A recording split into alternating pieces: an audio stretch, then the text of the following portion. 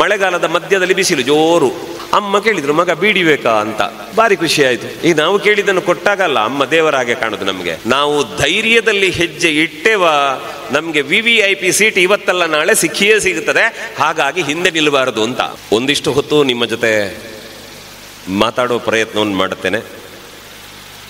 ಆದರೆ ನನಗೆ ಬಹಳ ಸ್ಪಷ್ಟವಾಗಿ ಗೊತ್ತಿದೆ ಏನು ಅಂತಂದರೆ, ನಾನೊಬ್ಬ ಏನು ಬಹಳ ಬುದ್ಧಿವಂತ ಅಂತ ಹೇಳುವುದಕ್ಕೆ ಬಂದಿದ್ದೇನೆ. ನಾನು ಹೇಳಿದ್ದನ್ನೆಲ್ಲ ನೀವು ಬಾಯಿ ಮುಚ್ಕೊಂಡು ಕೇಳಬೇಕು ಅನ್ನುವಂಥ ಹಠಕ್ಕೆ ಬಿದ್ದವನಲ್ಲ, ಅಥವಾ ನಾನೊಬ್ಬನೇ ಬುದ್ಧಿವಂತನಿದ್ದೇನೆ ನನಗಿಂತ ದೊಡ್ಡವರಿಲ್ಲ ಅನ್ನುವ ಭ್ರಮೆಯಲ್ಲೂ ನಾನು ನಿಲ್ಲಿಲ್ಲ. ನನಗಿಂತ ಹೆಚ್ಚು ಜೀವನಾನುಭವವುಳ್ಳ, ನನಗಿಂತ ಚೆನ್ನಾಗಿ ಮಾತನಾಡಬಲ್ಲ ಅನೇಕರು ನನ್ನ ಮುಂದೆ ಇದ್ದೀರಿ ಅನ್ನುವಂತಹ ಬಹಳ ಸ್ಪಷ್ಟವಾದ ಎಚ್ಚರಿಕೆಯನ್ನು ಇಟ್ಟುಕೊಂಡೇ ನನ್ನ ಮಾತುಗಳನ್ನು ನಾನು ಆರಂಭ ಮಾಡಬೇಕಾದ್ದು ಕೂಡ. ನಾನು ಮೊಟ್ಟ ಮೊದಲು ನಿಮ್ಮಲ್ಲಿ ವಿನಂತಿ ಮಾಡೋದು ಏನು ಅಂತಂದರೆ, ಕಾರ್ಯಕ್ರಮಕ್ಕೆ ಬರುವವರು ಯಾರು ಕೂಡ ದಯವಿಟ್ಟು ಹಿಂದೆ ಕುರ್ಚಿ ಎಲ್ಲುಂಟು ಅಂತ ಹುಡುಕಿ ಕೂತ್ಕೊಳ್ಳಬೇಡಿ.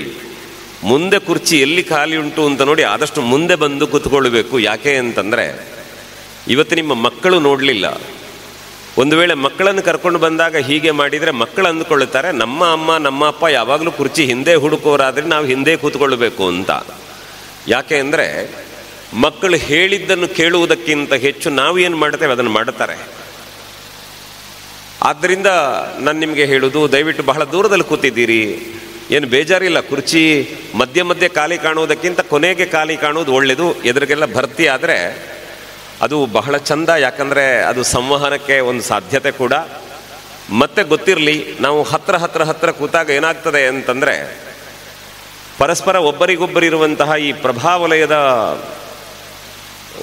ಸಂವಹನ ಏನಿದೆ ಅದು ಒಳ್ಳೆದಿದ್ದಾಗ ನಮ್ಗೆ ಅದರಿಂದ ಒಳ್ಳೆಯದಾಗ್ತದೆ. ಕೆಟ್ಟದಿದ್ದರೆ ಆಮೇಲೆ ಗೊತ್ತಾಗ್ತದೆ ಬಿಡಿ, ಮತ್ತೆ ಜಾಗ್ರತೆ ಮಾಡಿದರೆ ಆಯಿತು. ಹಾಗಂತ ಮೊದಲೇ ಕೆಟ್ಟವರು ಇರ್ತಾರೆ ಅಂತ ನಾವು ತೀರ್ಮಾನ ಮಾಡಬೇಕಾದದ್ದೇನೂ ಇಲ್ಲ. ಹಾಗಾಗಿ ಮತ್ತೆ ಈಗ ನಿಮ್ಮನ್ನು ಎದ್ದು ಮುಂದೆ ಬನ್ನಿ ಅಂತಂದರೆ ನಿಮ್ಗೆ ಸ್ವಲ್ಪ ಇರುಸುಮುರುಸಾಗ್ಬೋದೇನೋ, ಹಾಗಾಗಿ ಮುಂದೆ ಬಾರದಿದ್ದರೆ ತೊಂದರೆ ಇಲ್ಲ.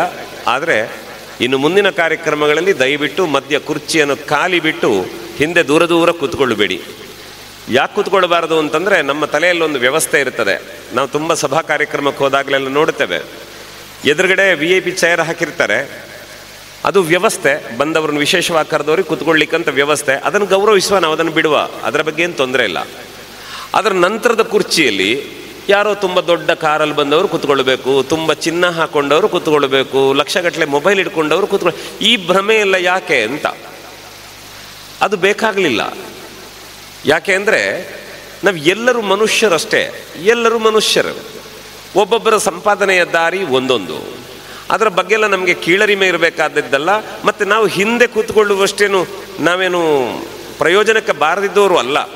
ಹಾಗಾಗಿ ಮೊದಲು ಜೀವನದಲ್ಲಿ ಯಶಸ್ಸಾಗಬೇಕಿದ್ರೆ, ಮಕ್ಕಳಿಗೆ ಧೈರ್ಯ ಹೇಳಬೇಕಿದ್ರೆ, ಮೊದಲು ನಮ್ಮಲ್ಲಿರಬೇಕಾದ್ದು ಆತ್ಮವಿಶ್ವಾಸ ಮತ್ತು ಆತ್ಮಾಭಿಮಾನ.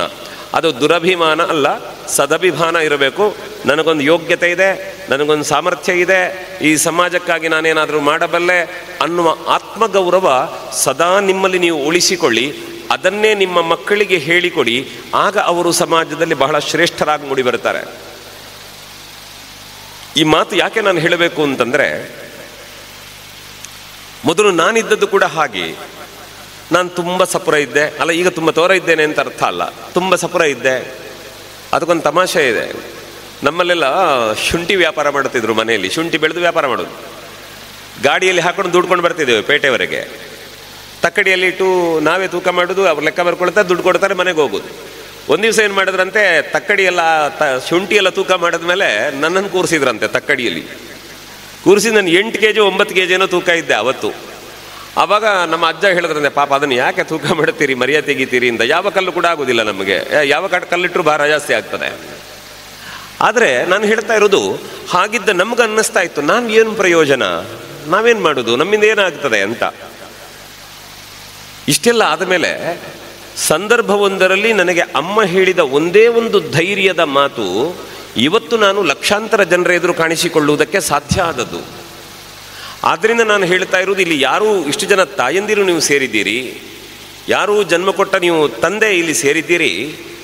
ನೀವು ಏನು ಅನ್ನುವುದಕ್ಕಿಂತಲೂ ಕೂಡ ನಿಮ್ಮ ಮಕ್ಕಳು ಏನಾಗಬೇಕು ಅನ್ನುವಂತಹ ಕನಸು ಕಾಣುವ ಮತ್ತು ಅದಕ್ಕೆ ಬೆಂಬಲವಾಗಿ ನಿಲ್ಲುವಂತಹ ಸಾಮರ್ಥ್ಯ ನಿಮಗಿರುವುದರಿಂದ ದಯವಿಟ್ಟು ಇಷ್ಟರವರೆಗಿನ ದಿನಗಳು ಹೇಗೆ ಆಯಿತೋ ಆಗಿ ಹೋಯಿತು ಬಿಡಿ, ಅದರ ಬಗ್ಗೆ ನಮಗೆ ಯೋಚನೆ ಬೇಡ. ಆದರೆ ಬರುವ ದಿನ ಅಂದರೆ ಇವತ್ತಿನ ಸೂರ್ಯೋದಯ ಆಯಿತು, ಇವತ್ತು ಸಾಯಂಕಾಲ ಆಗ್ತದೆ, ನಾಳೆ ಬೆಳಿಗ್ಗಿನ ಸೂರ್ಯೋದಯ ಅನ್ನುವುದು ನಿಮ್ಮಲ್ಲಿ ಇನ್ನೊಂದು ಧೈರ್ಯದ ಹೆಜ್ಜೆಯನ್ನಿಡುವುದಕ್ಕೆ ಕಾರಣ ಆಗಬೇಕು. ಹಾಗಾಗಿ ನಿಮ್ಗೆಲ್ರಿಗೂ ಹೇಳುವುದು, ಎಷ್ಟು ದೊಡ್ಡ ಸಭೆ ಸಮಾರಂಭ ಆಗಲಿ ಮೊದಲು ಎದುರಿನವರೆಗೆ ಬನ್ನಿ, ಎಲ್ಲಿ ಕುರ್ಚಿ ಖಾಲಿ ಉಂಟು ನೋಡಿ ಕೂತ್ಕೊಳ್ಳಿ. ಬೇರೆಯವರಿಗೆ ಕಾದಿರಿಸಿದ್ದು ಅಂತಾದರೆ ನಾವು ಸ್ವಲ್ಪ ಹಿಂದೆ ಹೋಗುವ, ಅದರಲ್ಲಿ ಮರ್ಯಾದೆ ಹೋಗ್ಲಿಕ್ಕೇನಿಲ್ಲ. ಈಗ ಎದುರುವರೆಗೆ ಕುರ್ಚಿ ಹಿಡ್ಕೊಂಡು ಬಂದರು, ಅವ್ರು ಕುರ್ಚಿ ಸಿಗಲಿಲ್ಲ, ಹಿಂದೋಗಿ ಕೂತ್ಕೊಂಡ್ರು ಅಂತ ಹೇಳಿದರೆ ಮರ್ಯಾದೆ ಹೋಗ್ಲಿಕ್ಕೇನಿಲ್ಲ. ವ್ಯವಸ್ಥೆ ಅದು, ಯಾರಲ್ಲಿ ಮ್ಯಾಜಿಕಲ್ಲಿ ಕುರ್ಚಿ ಮಾಡಲಿಕ್ಕೆ ಆಗೋದಿಲ್ಲ. ಇಟ್ಟ ವ್ಯವಸ್ಥೆಯನ್ನು ನಾವು ಹೊಂದಿಕೊಳ್ಳುವುದಷ್ಟೇ. ಇದನ್ನು ನಿಮ್ಮ ಮುಂದೆ ಯಾಕೆ ಹೇಳೋದು ಗೊತ್ತಾ? ಇದಕ್ಕೊಂದು ಕಾರಣ ಇದೆ. ಕಟೀಲ್ನಲ್ಲಿ ಬ್ರಹ್ಮಕಲಶ, ಚಕ್ರವರ್ತಿ ಸುಲಿವೇಲಿಯವರು ಮಾತಾಡ್ಲಿಕ್ಕೆ ಬಂದಿದ್ದಾರೆ, ವೀರೇಂದ್ರ ಹೆಗ್ಗಡೆಯವರು ಕಾರ್ಯಕ್ರಮದಲ್ಲಿದ್ದಾರೆ. ನಮಗೆಲ್ಲ ದೊಡ್ಡ ಸಭೆ ಎಲ್ಲ ನೋಡಬೇಕು ಅಂತ ನಮ್ಮ ಜೊತೆ ಒಂದು 4 ಜನ ಹುಡುಗರನ್ನು ಕರ್ಕೊಂಡು ಹೋದೆ ನಾನು. ಅಲ್ಲಿ ಹೋಗಿ ನೋಡ್ತೇನೆ, ಕಾಲು ಹಾಕ್ಲಿಕ್ಕೆ ಜಾಗ ಇಲ್ಲ, ದೊಡ್ಡ ಗ್ರೌಂಡಲ್ಲಿ ಫುಲ್ ಜನ ಆಗಿದೆ. ಆದರೆ ಊರಿಗೆಲ್ಲ ಭಾಷಣ ಮಾಡ್ತೇನಲ್ಲ ನಾನು, ಮುಂದೆ ಕುರ್ಚಿ ಹುಡುಕಿ ಅಂತ. ಇದು ನನ್ನ ಮರ್ಯಾದೆ ಪ್ರಶ್ನೆ. ಇಲ್ಲದಿದ್ರೆ ಪಕ್ಕದವ ಕೇಳ್ತಾನೆ, ಊರಿಗೆಲ್ಲ ಹೇಳ್ತೀನಿ ನೀನು ಯಾಕೆ ಹಿಂದೆ ಕೂತ್ಕೊಳ್ಳೋದು ಅಂತ. ಅವ್ರನ್ನ ಕರ್ಕೊಂಡು 4 ಜನರನ್ನು ಕರ್ಕೊಂಡು ಸೀದಾ ಬಂದೆ. ಬರ್ತೇನೆ, ಎಲ್ಲಿವರೆಗೆ ಮುಕ್ಕಾಲಂಶ ಬಂದಿದ್ದೇನೆ, ಎಲ್ಲೂ ಕುರ್ಚಿ ಖಾಲಿ ಇಲ್ಲ. ನಿಧಾನಕ್ಕೆ ಬಂದೆ, ಆಚೆ ಈಚೆ ನೋಡ್ಕೊಂಡಿಲ್ಲ. ಮುಕ್ಕಾಲಂಶ ಬರಬೇಕಿದ್ರೆ ನೀವು ಯೋಚನೆ ಮಾಡಿ, ಧರ್ಮಸ್ಥಳದ ಧರ್ಮಾಧಿಕಾರಿ ವೀರೇಂದ್ರ ಹೆಗ್ಗಡೆಯವರು ವೇದಿಕೆಯಲ್ಲಿ ಕೂತಿದ್ದಾರೆ. ಅವರು ಕೈಸನ್ನು ಬಿಡಿ, ಬಾ ಇಲ್ಲಿ ಬಾ, ಎದುರು ಕುರ್ಚಿ ಇದೆ ಅಂತಾರೆ. ಬಂದು ನೋಡ್ತೇನೆ, VVIPಗಳಿಗೆ ಇಟ್ಟಂಥ ಕುರ್ಚಿಯಲ್ಲಿ ಹೆಗ್ಗಡೆಯವ್ರ ನಮ್ಮನ್ನು ಕೂತ್ಕೋ ಅಂತಂದರು. ನನಗೆ ಆವತ್ತನ್ನಿಸಿದ್ದು, ನಾವು ಧೈರ್ಯದಲ್ಲಿ ಹೆಜ್ಜೆ ಇಟ್ಟೇವ, ನಮಗೆ VVIP ಸೀಟ್ ಇವತ್ತಲ್ಲ ನಾಳೆ ಸಿಕ್ಕಿಯೇ ಸಿಗುತ್ತದೆ, ಹಾಗಾಗಿ ಹಿಂದೆ ನಿಲ್ಲಬಾರದು ಅಂತ. ಅಷ್ಟೊತ್ತಿಗಾಗುವಾಗ ಪಕ್ಕದಲ್ಲಿದ್ದವರು ಯಾರೋ ಹೇಳಿದ್ರಲ್ಲಿ, ಯಾರೋ ದೊಡ್ಡ ಮಿನಿಸ್ಟರ್ ಬಂದ್ರಂತೆ, ಈಗ ನಮ್ಮನ್ನು ಎಬ್ಬಿಸ್ತಾರೇನೋ ಅಂದರು. ನಾನು ಹೇಳಿದೆ, ನಿಮ್ಮನ್ನು ಎಬ್ಬಿಸ್ತಾರ ಇಲ್ವೋ ಗೊತ್ತಿಲ್ಲ, ನನ್ನನ್ನಂತೂ ಎಬ್ಬಿಸುವುದಿಲ್ಲ, ಯಾಕೆಂದರೆ ನನ್ನನ್ನು ಹೆಗ್ಗಡೆಯವರು ಕರೆದದ್ದು ಅಂದೆ ನಾನು. ಅಂದರೆ ವಿಷಯ ಇಷ್ಟೇ, ಯಾವಾಗ ನಾನು ಏನೂ ಅಲ್ಲ ಅಂತ ನಮ್ಮ ಮನಸ್ಸಿಗೆ ಬರುತ್ತದೆ, ಆಗ ಹೆದರಿಕೆ ಶುರುವಾಗ್ತದೆ, ನನ್ನನ್ನು ಎಬ್ಬಿಸ್ತಾರೇನೋ. ಇನ್ನೊಂದಿದೆ, ನಾವು ಮುಂದೆ ಬಂದು ಕುಳಿತಾಗ ಯಾರೋ ಗೌರವಾನ್ವಿತರು ಬಂದಿದ್ದಾರೆ ಅಂತಾದಾಗ ನಾವು ಎದ್ದು ಅವರಿಗೆ ಜಾಗ ಕೊಡುವುದು ಕೂಡ ನಮ್ಮ ವ್ಯಕ್ತಿತ್ವವನ್ನು ಬಹಳ ಎತ್ತರಕ್ಕೆ ಕರ್ಕೊಂಡು ಹೋಗುತ್ತದೆ. ಹಾಗಾಗಿ ಸಭೆ ಸಮಾರಂಭಗಳಲ್ಲಿ ನಾವು ಎಷ್ಟು ದೊಡ್ಡ ವಿದ್ಯಾವಂತರಾಗಲಿ, ಎಷ್ಟು ದೊಡ್ಡ ಬುದ್ಧಿವಂತರಾಗಲಿ, ನಮಗಿಂತ ಹಿರಿಯರು ಬರ್ತಾ ಇದ್ದಾರೆ, ವಯಸ್ಸಾದವರು ಮುಂದೆ ಬಂದಿದ್ದಾರೆ ಅಂದರೆ ಅಮ್ಮ ಇಲ್ಲಿ ಕೂತ್ಕೊಳ್ಳಿ ಅಂತ ಅವರಿಗೆ ಜಾಗ ಕೊಟ್ಟು ನಾವು ಬದಿಯಲ್ಲಿ ನಿಂತರೆ ಅಲ್ಲ, ನಾವು ಹೋಗಿ ಹಿಂದೆ ಕೂತ್ರೆ ಆವಾಗ ಸಮಾಜ ನಮಗೆ ಗೊತ್ತಿಲ್ಲದ ಹಾಗೆ ಚಪ್ಪಾಳೆ ತಟ್ತಾ ಇರ್ತಾರೆ. ಅವನಿಗೆ ಮನುಷ್ಯತ್ವ ಇದೆ, ಹಿರಿಯರ ಬಗ್ಗೆ ಗೌರವ ಇದೆ ಅಂತ ಸಮಾಜ ನಮ್ಮನ್ನು ಗುರುತಿಸ್ತದೆ. ಇಷ್ಟೆಲ್ಲ ಮಾತಾಡಿದ್ಯಾಕೆ ಗೊತ್ತಾ ನಿಮಗೆ? ನೋಡಿ, ನಮಗೆ ಗಮನಿಸುವ ಮನಸ್ಸಿದ್ರೆ, ಒಳ್ಳೆಯದನ್ನು ಹುಡುಕುವ ಆಸೆ ಇದ್ದರೆ, ಕುರ್ಚಿ ಖಾಲಿ ಬಿಟ್ಟದ್ದು ಕೂಡ 15 ನಿಮಿಷ ಮಾತಾಡಲಿಕ್ಕೆ ವಿಷಯ ಆಗುತ್ತದೆ ಅಂತ. ಎಲ್ಲರಿಗೊಂದು ಪ್ರಶ್ನೆ ಉಂಟೇನು ಅಂತಂದರೆ, ಅಲ್ಲ ನೀವು 1.5-2 ಗಂಟೆ ಮಾತಾಡ್ತಿರಲ್ಲ, 3 ಗಂಟೆ ಮಾತಾಡ್ತಿರಲ್ಲ, ಕೈಯಲ್ಲಿ ಚೀಟಿ ಇರುವುದಿಲ್ಲ, ಅದು ಬಾಯಿಪಾಠ ಮಾಡೋದು ಯಾವಾಗ ಅಂತ. ಬಾಯಿಪಾಠ ಮಾಡಲಿಕ್ಕಿಲ್ಲ, ಬದುಕೇ ಪಾಠ, ಅದರಲ್ಲಿ ಬಾಯಿಪಾಠ ಮಾಡಲಿಕ್ಕೆ ಎಂತ ಉಂಟು?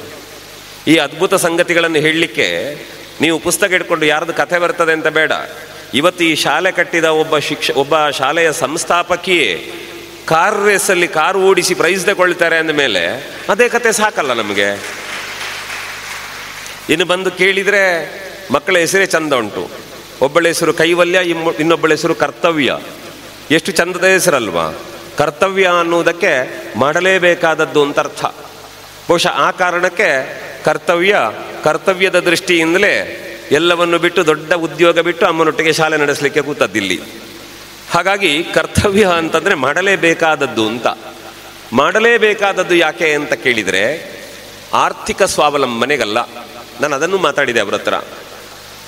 ಕೈ ತುಂಬ ಸಂಪಾದನೆ ಇರುವಂಥ ಒಬ್ಬಾಕೆ ಹೆಣ್ಣುಮಗಳು ಆ ಉದ್ಯೋಗವನ್ನು ಬಿಟ್ಟು ಇಲ್ಲೆಲ್ಲೋ 100 ಜನ ಶಾಲೆಗೆ ಮಕ್ಕಳನ್ನು ಕಳಿಸ್ತಾರೆ ಅಂದರೆ ಇಲ್ಲಿಗೆ ಯಾಕೆ ಬಂದರು ಅಂತಂದರೆ, ಗೊತ್ತಿರಲಿ, ಶಾಲೆ ಕಟ್ಟುವುದು ಕೇವಲ ಆರ್ಥಿಕವಾದ ಸಂಪಾದನೆಗಲ್ಲ, ಒಂದಿಷ್ಟು ಈ ನಾಡಿಗೆ ಸಂಪತ್ತಾಗಬಲ್ಲ ವಿದ್ಯಾರ್ಥಿಗಳನ್ನು ಸೃಜಿಸಿ ಅವರನ್ನು ಸಮಾಜಕ್ಕೆ ಕೊಡುವುದಕ್ಕೆ ಈ ಶಾಲೆ ಇರುವುದು.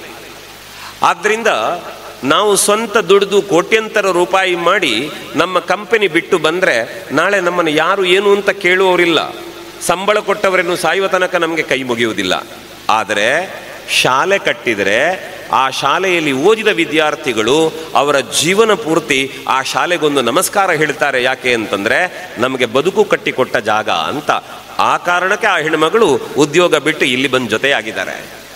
ನಾನು ಇದನ್ನು ನಿಮ್ಗೆ ಯಾಕೆ ಹೇಳಿದ್ದು ಅಂದರೆ, ವಿಚಾರವನ್ನು ಗಮನಿಸುವುದಕ್ಕೆ ನೀವು ಅಮೆರಿಕಾದವ್ರದ್ದು ರಷ್ಯಾದವ್ರದ್ದೆಲ್ಲ ಕಥೆ ಓದಬೇಕು ಅಂತಿಲ್ಲ. ನಮ್ಮ ಕಣ್ಣೆದುರು ನಡೆದಾಡುವವರ ಬದುಕಿನ ಕಥೆಗಳನ್ನು ನೀವು ನೋಡ್ತಾ ಬಂದರೆ ಆವಾಗ ಖುಷಿ ಅನ್ನಿಸ್ತದೆ. ಹೇಳಿ ಕೇಳಿ ಅವರ ಯಜಮಾನ್ರಿಗೆ ಒಳ್ಳೆ ಉದ್ಯೋಗ ಇತ್ತು ಅಂತ ಸುದ್ದಿ, ಬಹುಶಃ ದೃಷ್ಟಿ ಬೀಳ್ಬೋದು ಅನ್ನೋ ಕಾರಣಕ್ಕೆ ಅವ್ರು ನನಗೇನು ಹೇಳಿರಲಿಲ್ಲ. ಬೇರೆ ಯಾರ ಹತ್ರ ಕೇಳುವಾಗ ನಿನ್ನೆ ಕಾರ್ಕಳದಲ್ಲಿ ಗೊತ್ತಾಯ್ತು ನನಗೆ. ಯೋಚನೆ ಮಾಡಿ, ಸಾಂಸಾರಿಕ ಬದುಕಿಗೆ ಯಾವ ತೊಂದರೆ ಇಲ್ಲ, ಒಳ್ಳೆ ಸಂಪಾದನೆ ಇದೆ, ಒಳ್ಳೆಯ ಮನೆ ಕಟ್ಕೊಂಡು ಮಕ್ಕಳಿಗೆಲ್ಲ ಜವಾಬ್ದಾರಿ ಪೂರೈಸಿ ಮನೆಯಲ್ಲಿ ಆರಾಮಿರ್ಬೋದಲ್ಲ. ಆದರೆ ನಾನಿದಕ್ಕೆ ತೊಡಗಿಕೊಳ್ಳುತ್ತೇನೆ ಅಂತಂದಾಗ ಆ ವ್ಯಕ್ತಿ ಹೆಂಡತಿಯನ್ನು ಮಕ್ಕಳನ್ನು ಬೆಂಬಲಿಸ್ತಾರಲ್ಲ, ಆ ಬೆಂಬಲದ ಹಿಂದೆ ಇರುವುದು ಆರ್ಥಿಕ ಸಂಪಾದನೆಯ ಉದ್ದೇಶ ಅಲ್ಲ. ದುಡ್ಡು ದೇವರು ನಮ್ಗೆ ಕೊಟ್ಟದ್ದು ಸಾಕು, ಆದರೆ ಒಳ್ಳೆಯ ಕೆಲಸ ಮಾಡ್ತೀರಾದರೆ ಮಾಡಿ, ಅದರಿಂದ ಊರಿಗೆ ಒಳ್ಳೆಯದಾಗಲಿ ಅನ್ನುವ ಆಶಯ ಇರುತ್ತದಲ್ಲ ಒಳಗೆ, ಅದು ಕಾರಣವಾಗಿ ಅವರು ಬೆಂಬಲವಾಗಿ ನಿಲ್ತಾರೆ. ಆದ್ದರಿಂದ ಆ ಕುಟುಂಬಕ್ಕೂ ಅದು ನೀವು ಚಪ್ಪಾಳೆಯ ಗೌರವವನ್ನು ಕೊಟ್ಟು ಬಿಡಿ. ಇನ್ನು ಈಗ ಮಾತು ಆರಂಭ ಆಗಬೇಕಾದ್ದು. ಪೋಷಕರ ಹತ್ರ ನಾನು ತಡ ಮಾಡಿ ಬಂದದ್ದು ಯಾಕೆ ಅಂದರೆ, ಮಧ್ಯೆ 2 ಸರಿ ಫೋನ್ ಮಾಡಿ ಕೇಳಿದ್ದೇನೆ ಎಲ್ಲರೂ ಬಂದ್ರ ಅಂತ. ಬರ್ತಾ ಇದ್ದಾರೆ ಅಂತಂದರು. ನಾವು ಗಮನಿಸಬೇಕಾದ್ದು ಏನು ಅಂತಂದರೆ, ಒಂದು ಶಿಕ್ಷಣ ಸಂಸ್ಥೆ ಒಂದು ವ್ಯವಸ್ಥೆಯನ್ನು ರೂಢಿಸಿದರೆ ಅಲ್ಲಿಗೆ ಸಮಯಕ್ಕೆ ಸರಿಯಾಗಿ ಹೋಗುವ ಪ್ರಯತ್ನವನ್ನು ನಾವು ಮಾಡಬೇಕು. ಅನಿರೀಕ್ಷಿತ ಆಘಾತ ಆಯಿತು, ಏನೋ ತೊಂದರೆ ಆಯಿತು ಬಿಡಿ, ಎಲ್ಲರೂ ಮನುಷ್ಯರೇ, ಅದರ ಬಗ್ಗೆ ಏನೂ ಪ್ರಶ್ನೆ ಇಲ್ಲ. ಈಗ ಮುಂಬೈಯಿಂದ ಹೊರಟಂತಹ ವಿಮಾನ ದುಬೈಗೆ ಹೊತ್ತಿಗೆ ಮುಟ್ಟಬೇಕು. ಮಧ್ಯದಲ್ಲಿ ವಿಮಾನ ಬಿದ್ದರೆ ಏನೂ ಮಾಡಲಿಕ್ಕೂ ಆಗೋದಿಲ್ಲಲ್ಲ, ಅದು ಬೇರೆ. ಅದು ಬಿಟ್ಟರೆ ಸುಮ್ಮನೆ ಏರ್ಪೋರ್ಟಲ್ಲಿ ವಿಮಾನ ನಿಲ್ಲಿಸಿ ಸಿಗರೆಟ್ ಸೇರ್ತಾ ಕೂತ್ರೆ ಆಗುತ್ತದ? ಹಾಗೆ ಏನೋ ಸಮಸ್ಯೆ ಆಯಿತು ಮಧ್ಯದಲ್ಲಿ, ಬೇರೆ ವಿಷಯ. ಅದು ಬಿಟ್ಟರೆ ಇವತ್ತು ಕರೆದಿದ್ದಾರೆ, ಮಧ್ಯಾಹ್ನ 12 ಗಂಟೆವರೆಗೆ ಆಗ್ತದಂತೆ, ಯಾರೋ ಒಬ್ಬರು ಮಾತಾಡ್ತಾರೆ, ನಾವು ಪುರುಸೋತಲ್ಲಿ ಹೋಗುವ, ಅದಲ್ಲ. ಇದು ನಿಮಗೆ ಗೊತ್ತಾಗಬೇಕಾದ್ರೆ ಕೆಲವು ಶಿಕ್ಷಣ ಸಂಸ್ಥೆಗಳ ವ್ಯವಸ್ಥೆಯನ್ನು ನೋಡಬೇಕು. ಡಾಕ್ಟರ್ ಎಂ ಮೋಹನ್ ಆಳ್ವ, ನೀವು ಅವರ ಸಂಸ್ಥೆಯ ಕಾರ್ಯಕ್ರಮಗಳಿಗೆ ಹೋದರೆ ಗೊತ್ತಾ ನಿಮಗೆ, ನೀವು ಇಂಥ ಕಾರ್ಯಕ್ರಮಕ್ಕೆ ಇಷ್ಟು ಸಮಯಕ್ಕೆ ಬರಬೇಕು ಅಂತ ಅವರು 8-10 ಬಾರಿ ಕಾರ್ಯಕ್ರಮದ ಮೊದಲು ನಮಗೆ ನೆನಪಿಸ್ತಾರೆ. ಇಲ್ಲ, ನಾನು ಬಹಳ ದೊಡ್ಡ ಜನ, ನನ್ನದು ಇನ್ವಿಟೇಷನ್ನಲ್ಲಿ ಹೆಸರು ಉಂಟು ಅಂತ ನೀವು 5 ನಿಮಿಷ ತಡ ಮಾಡಿ ಹೋದರೆ ಕೆಳಗೆ ಬಂದು ಕೈ ಮುಗಿದು ನೀವಿನ್ನು ಮನೆಗೆ ಹೋಗ್ಬೋದು ಅಂತ ಕಳಿಸ್ತಾರೆ. ಯಾಕೆ ಅಂದರೆ ಆ ವ್ಯಕ್ತಿತ್ವದ ಬಗ್ಗೆ ಗೌರವ ಇಲ್ಲ ಅಂತ ಅಲ್ಲ, ಆಳ್ವರಿಗೆ ಸಮಯಕ್ಕೆ ಬಹಳ ದೊಡ್ಡ ಗೌರವವನ್ನು ಕೊಡ್ತಾರೆ ಅವರು. ಯಾರಿಗೆ ಸಮಯ ಪ್ರಜ್ಞೆ ಇಲ್ಲ, ಯಾರು ಸಮಯಕ್ಕೆ ಬೆಲೆ ಕೊಡುವುದಿಲ್ಲ, ಅವನು ಜೀವನದಲ್ಲಿ ಯಾವತ್ತೂ ಮೇಲೆ ಬರುವುದಿಲ್ಲ ಅಂತ ಅವ್ರಿಗೆ ಗೊತ್ತುಂಟು. ಆದ್ದರಿಂದ ನಾನು ಹೇಳ್ತಾ ಇರೋದು, ಇವತ್ತು ತಡ ಮಾಡಿ ಬಂದವರಿಗೆ ಸಮಸ್ಯೆಯಾಗಿ ಏನೋ ತೊಂದರೆಯಿಂದ ಬಂದರೆ ಆಕ್ಷೇಪ ಇಲ್ಲ. ಯಾರಾದರೂ ಹೋದ್ರಾಯಿತು ಅಂತ ಬಂದವರಿದ್ದರೆ ದಯವಿಟ್ಟು ಆ ಕೆಲಸ ಮಾಡಬೇಡಿ. ಯಾಕೆಂದರೆ ಮನೆಯಲ್ಲಿರುವ ಮಗುವಿಗೆ ಗೊತ್ತಿರ್ತದೆ, ಅಮ್ಮನನ್ನು 10 ಗಂಟೆಗೆ ಬರಲಿಕ್ಕೆ ಹೇಳಿದ್ದು, ಅಮ್ಮ ಮನೆಯಿಂದ ಹೊರಟದ್ದೇ 10 ಗಂಟೆಗೆ, ನಾನು ಅಮ್ಮ ಕರೆಯುವಾಗ ತಡ ಆಗಿ ಹೋದರೆ ತಿಂತಿಲ್ಲ ಅಂತ. ಯಾಕಂದರೆ ಅಮ್ಮ ಬೈಯುವ ಹಾಗಿಲ್ಲಲ್ಲ. ಬೇಗ ಬರಲಿಕ್ಕಾಗೋದಿಲ್ವ ಕೇಳಿದರೆ ಈಗಿನ ಮಕ್ಕಳು ಜೋರಿದ್ದಾರೆ, ತಿರುಗಿ ಹೇಳ್ತಾರೆ, ನೀನು ಮೊನ್ನೆ 10 ಗಂಟೆಗೆ ಬರಲಿಕ್ಕೆ ಹೇಳಿದ, 10 ಗಂಟೆ ಮನೆಯಲ್ಲಿ ಇದ್ದು ನನಗೆ ಎಂತಕ್ಕೆ ಬೈಯೋದು ಅಂತ. ಕಲ್ಲಡ್ಕ ವಿಠಲ್ ನಾಯ್ಕರು ಒಂದು ಚಂದದ ಕತೆ ಹೇಳ್ತಾರೆ ಅದಕ್ಕೆ. ಏನು ಅಂತಂದರೆ, ನೀವೆಲ್ಲ ಕೇಳಿರ್ಬೋದು ಅದನ್ನು. ಕ್ಲಾಸಲ್ಲಿ ಪಾಠ ಮಾಡುವಾಗ ಮಾಸ್ಟ್ರು ಕೇಳಿದ್ರಂತೆ, ಮಕ್ಕಳೇ, ಸಮುದ್ರದ ಮಧ್ಯದಲ್ಲಿ ಒಂದು ಮಾವಿನ ಮರ ಉಂಟು, ಮರದ ತುಂಬ ಹಣ್ಣಿದೆ, ಅದನ್ನು ಯಾರು ಕೊಯ್ದುಕೊಂಡು ಬರ್ತೀರಿ ಅಂತ. ಸುಮಾರು ಜನ ಕೈ ಎತ್ತಿದ್ರು. ಆಗ ಮಾಸ್ಟ್ರು ಕೇಳಿದ್ರಂತೆ, ಅಲ್ಲ ಮಗ, ಸಮುದ್ರದ ಮಧ್ಯದಲ್ಲಿ ಹೇಗೆ ಹೋಗುದು ನೀವು ಅಂತ. ಆಗ ಒಬ್ಬ ಹೇಳಿದಂತೆ, ಸರ್, ನಾನು ಈಜಿಕೊಂಡು ಹೋಗಿ ಕೊಯ್ದು ತರ್ತೇನೆ ಅಂತ. ಎಲ್ಲರೂ ಚಪ್ಪಾಳೆ ಕೊಟ್ಟರು. ಮತ್ತೊಬ್ಬ ಹೇಳಿದಂತೆ, ಸರ್, ನಾನು ದೋಣಿ ಹಿಡ್ಕೊಂಡು ಹೋಗ್ತೇನೆ ಅಂತ.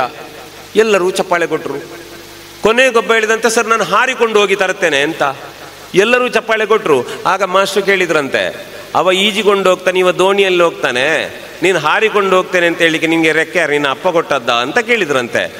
ತಿರುಗಿ ಹುಡುಗ ಕೇಳಿದಂತೆ, ಸರ್, ಸಮುದ್ರ ಮಧ್ಯದಲ್ಲಿ ಮಾವಿನ ಮರ ನಿಮ್ಮ ಅಪ್ಪ ನೆಟ್ಟದ್ದ ಅಂತ. ಅಂದರೆ ಮಕ್ಕಳು ಜೋರಿದ್ದಾರೆ. ಹಾಗಾಗಿ ನೀವು ತಮಾಷೆಗೆ ಹೇಳುವುದು, ಈಗಿನ ಮಕ್ಕಳಿಗೆ ಇಲ್ಲಿ ಅದು ತಪ್ಪಿ ತಮಾಷೆಗೆ ಬರೀ ಮಂಗನ ಹಾಗೆ ಮಾಡಬೇಡ ಅಂದರೆ ಅದೇ ಮಗು ತಿರುಗಿ ಅಪ್ಪನಿಗೆ ಕಪಿಪಿತ ಅಂತ ಹೇಳ್ತಾಳೆ, ಗೊತ್ತಾ ನಿಮಗೆ? ಯಾಕೆ? ಅವಳು ಮಂಗನ ಹಾಗೆ ಮಾಡುವುದಾದರೆ ಬೈಯುವ ಅಪ್ಪ, ಅಪ್ಪ ಎಂಥದ್ದು ಅಂತ. ಅಂದರೆ ಮಕ್ಕಳು ಬದಲಾಗಿದ್ದಾರೆ. ದೊಡ್ಡವರು ಬೈದಾಗ ಬಾಯಿ ಮುಚ್ಚಿ ಹೋಗುವ ಕಾಲ ಹೋಗಿದೆ.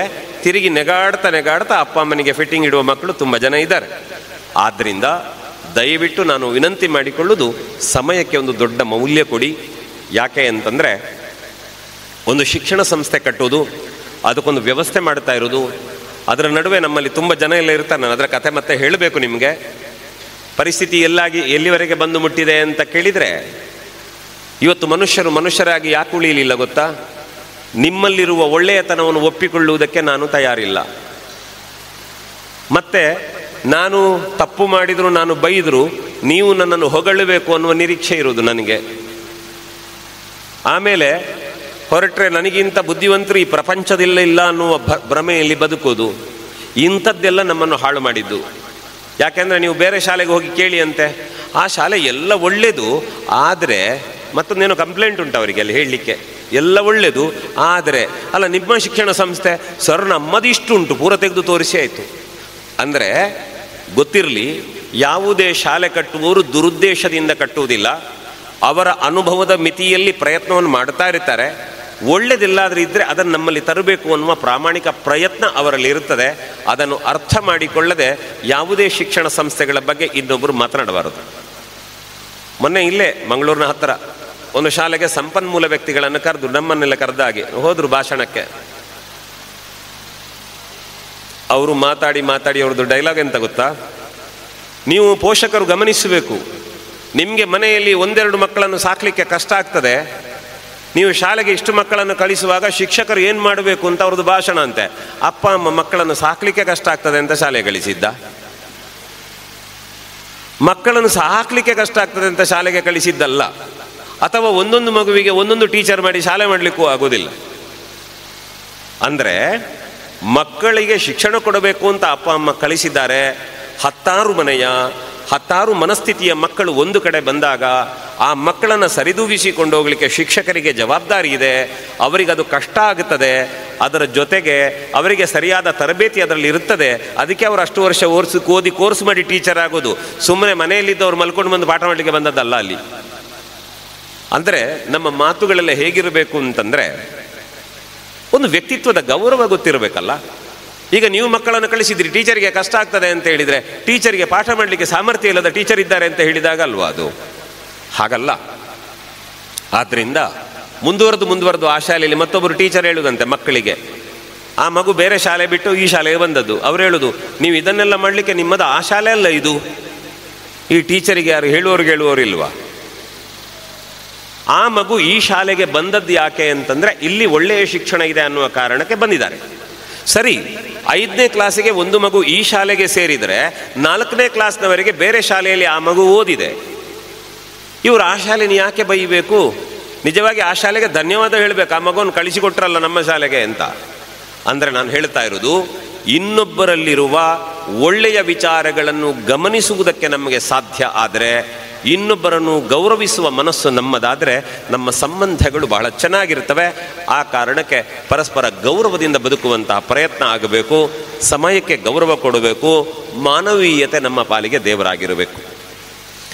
ಇನ್ನು ಪೋಷಕರ ಸಭೆಯಲ್ಲಿ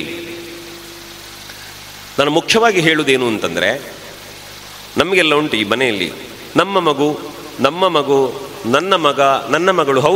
ಹೌದು ನಮ್ಮದೇ.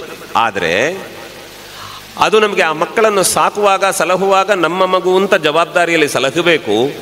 ಆದರೆ ಮಗುವಿನ ಭವಿಷ್ಯತ್ತಿನ ಬಗ್ಗೆ ಕನಸಿಟ್ಟುಕೊಳ್ಳಬೇಕಿದ್ರೆ ಆ ಮಗು ಈ ದೇಶದ ಸಂಪತ್ತು ಅನ್ನುವ ಭಾವನೆ ಇರಬೇಕು. ಯಾಕೆ ಗೊತ್ತಾ? ನಾನು ಮಕ್ಕಳಿಗೆಲ್ಲ ಮಾತಾಡಬೇಕಿದ್ರೆ ಮಕ್ಕಳ ಜೊತೆ ಹೇಳ್ತೇನೆ ಯಾವಾಗಲೂ, ಈ ಮಗು ಸಣ್ಣದಿರುವಾಗ ಕೇಳಿ ಯಾರ ಹತ್ರ ಅದು ಮಗು ಯಾರ್ದು ಅಂತ, ಅದು ಅವಳ ಮಗು ಅಂತ ಎಲ್ಲರ ಅಮ್ಮನ ಸುದ್ದಿಯೇ ಹೇಳುದು, ಬೇರೆ ಯಾರ ಹೆಸರು ಹೇಳುವುದಿಲ್ಲ. ಮಗು ಸಣ್ಣದಿದ್ದರೆ ಕೈಯಿಂದ ಕೈಗೆ ಎತ್ಕೊಂಡು ಹೋಗೋದು. ಕೊನೆಗೆ ಹೋಗುವಾಗ ಮಗುವಿಗೆ ಕಿರಿಕಿರಿ ಆಗಿ ಅಳ್ಳಿಕ್ಕೆ ಶುರುವಾಗ್ತದೆ. ಜೋರು ಅಳ್ಳಿಕ್ಕೆ ಶುರುವಾಗಿ ಅಳ್ತಾ ಕಣ್ಣು, ಮೂಗು, ಬಾಯಿ ಎಲ್ಲ ಕಡೆ ಇಳಿಲಿಕ್ಕೆ ಶುರುವಾದ ಮೇಲೆ ಎಲ್ಲರೂ ಹಿಡ್ಕೊಂಡು ಮಗುವಿನ ಅಮ್ಮ ಎಲ್ಲಿದ್ದಾಳೆ ಅಂತ ಹುಡುಕೋದು. ತಂದ ಕಡೆಗೆ ಅಮ್ಮನ ಹತ್ರ ಕೊಡೋದು. ಆಗ ಯಾರ ಹತ್ರವೂ ಮಾತಾಡೋದಿಲ್ಲ. ಅಪ್ಪನ ಹತ್ರ ಹೋದರೆ ಅಪ್ಪ ಹುಡುಕಿ ಇವಳೆಲ್ಲಿ ಹೋದ್ಲು ಅಂತ ತಿರುಗಿ ಅಮ್ಮನನ್ನು ಹುಡುಕ್ತಾರೆ, ಬಿಟ್ಟರೆ ಅಪ್ಪ ಎತ್ತಿಕೊಳ್ಳುವುದಿಲ್ಲ. ಮಗು ಸ್ವಲ್ಪ ದೊಡ್ಡದಾಗಲಿ ಅಂತೆ ಅಪ್ಪ ಎತ್ಕೊಂಡು ತಿರುಗುತ್ತಾರೆ. ಆವಾಗ ಎಲ್ಲರೂ ಹೇಳುದು ಅದು ಅವನ ಮಗಳು ಅಂತ. ಆಗ ಅಮ್ಮನ ಸುದ್ದಿ ಇಲ್ಲ, ಅಪ್ಪ ತಿರುಗಿದ್ರು. ಈ ಮಗು ಸ್ವಲ್ಪ ದೊಡ್ಡದಾಗಿ ಅಲ್ಲೇ ಮನೆಯಿಂದ ಆಚೆ ಈಚೆ ಮನೆಗೆ ಹೋಗ್ಲಿಕ್ಕೆ ಶುರು ಮಾಡಿದರೆ ಆಗ ಹೇಳಿದ ಮಗು ಯಾರ್ದು? ಅದು ಅವರ ಮನೆಯದ್ದು ಅಂತ. ಅಮ್ಮನೂ ಇಲ್ಲ ಅಪ್ಪನೂ ಇಲ್ಲ, ಅದು ಅವರ ಮನೆಯದ್ದು ಮಗು. ಆಮೇಲೆ ಮಗು ಸ್ವಲ್ಪ ದೊಡ್ಡದಾಗಿ ನೀವು ಪಕ್ಕದ ಊರಿಗೆ ಓದಲಿಕ್ಕೆ ಕಳಿಸಿದರೆ ಆಗ ನಿಮ್ಮ ಊರಿನ ಹೆಸರಿನಲ್ಲಿ ಮಗುವನ್ನು ಹೇಳ್ತಾರೆ. ಆ ಮಗು ಇಲ್ಲಿದ್ದೆ ನಲ್ಲೂರಿದ್ದು, ಆ ಮಗು ರೆಂಜಾಳದ್ದು, ಆಮೇಲೆ ಇಲ್ಲಿದ್ದು ಅಂತ ಎಲ್ಲ ಶುರುವಾಗ್ತದೆ. ಅದೇ ನೀವು ಕರ್ನಾಟಕದ ಗಡಿ ದಾಟಿದರೆ ಮಗುವನ್ನು ಕರ್ನಾಟಕದವನು ಅಂತಾರೆ, ನಾಳೆ ದೇಶದ ಗಡಿ ದಾಟಿದಾಗ ಮಗುವನ್ನು ಭಾರತದವನು ಅಂತ ಹೇಳ್ತಾರೆ. ಮಗು ಸಾಧನೆಯ ಮೂಲಕ ಎತ್ತರಕ್ಕೆ ಬೆಳೆದು ಬೆಳೆದು ಸಾಧಕನಾಗಿ ಬೆಳೆದು ನಿಂತಾಗ ಅವನನ್ನು ವಿಶ್ವಮಾನವ ಅಂತ ಜಗತ್ತು ಗುರುತಿಸ್ತದೆ.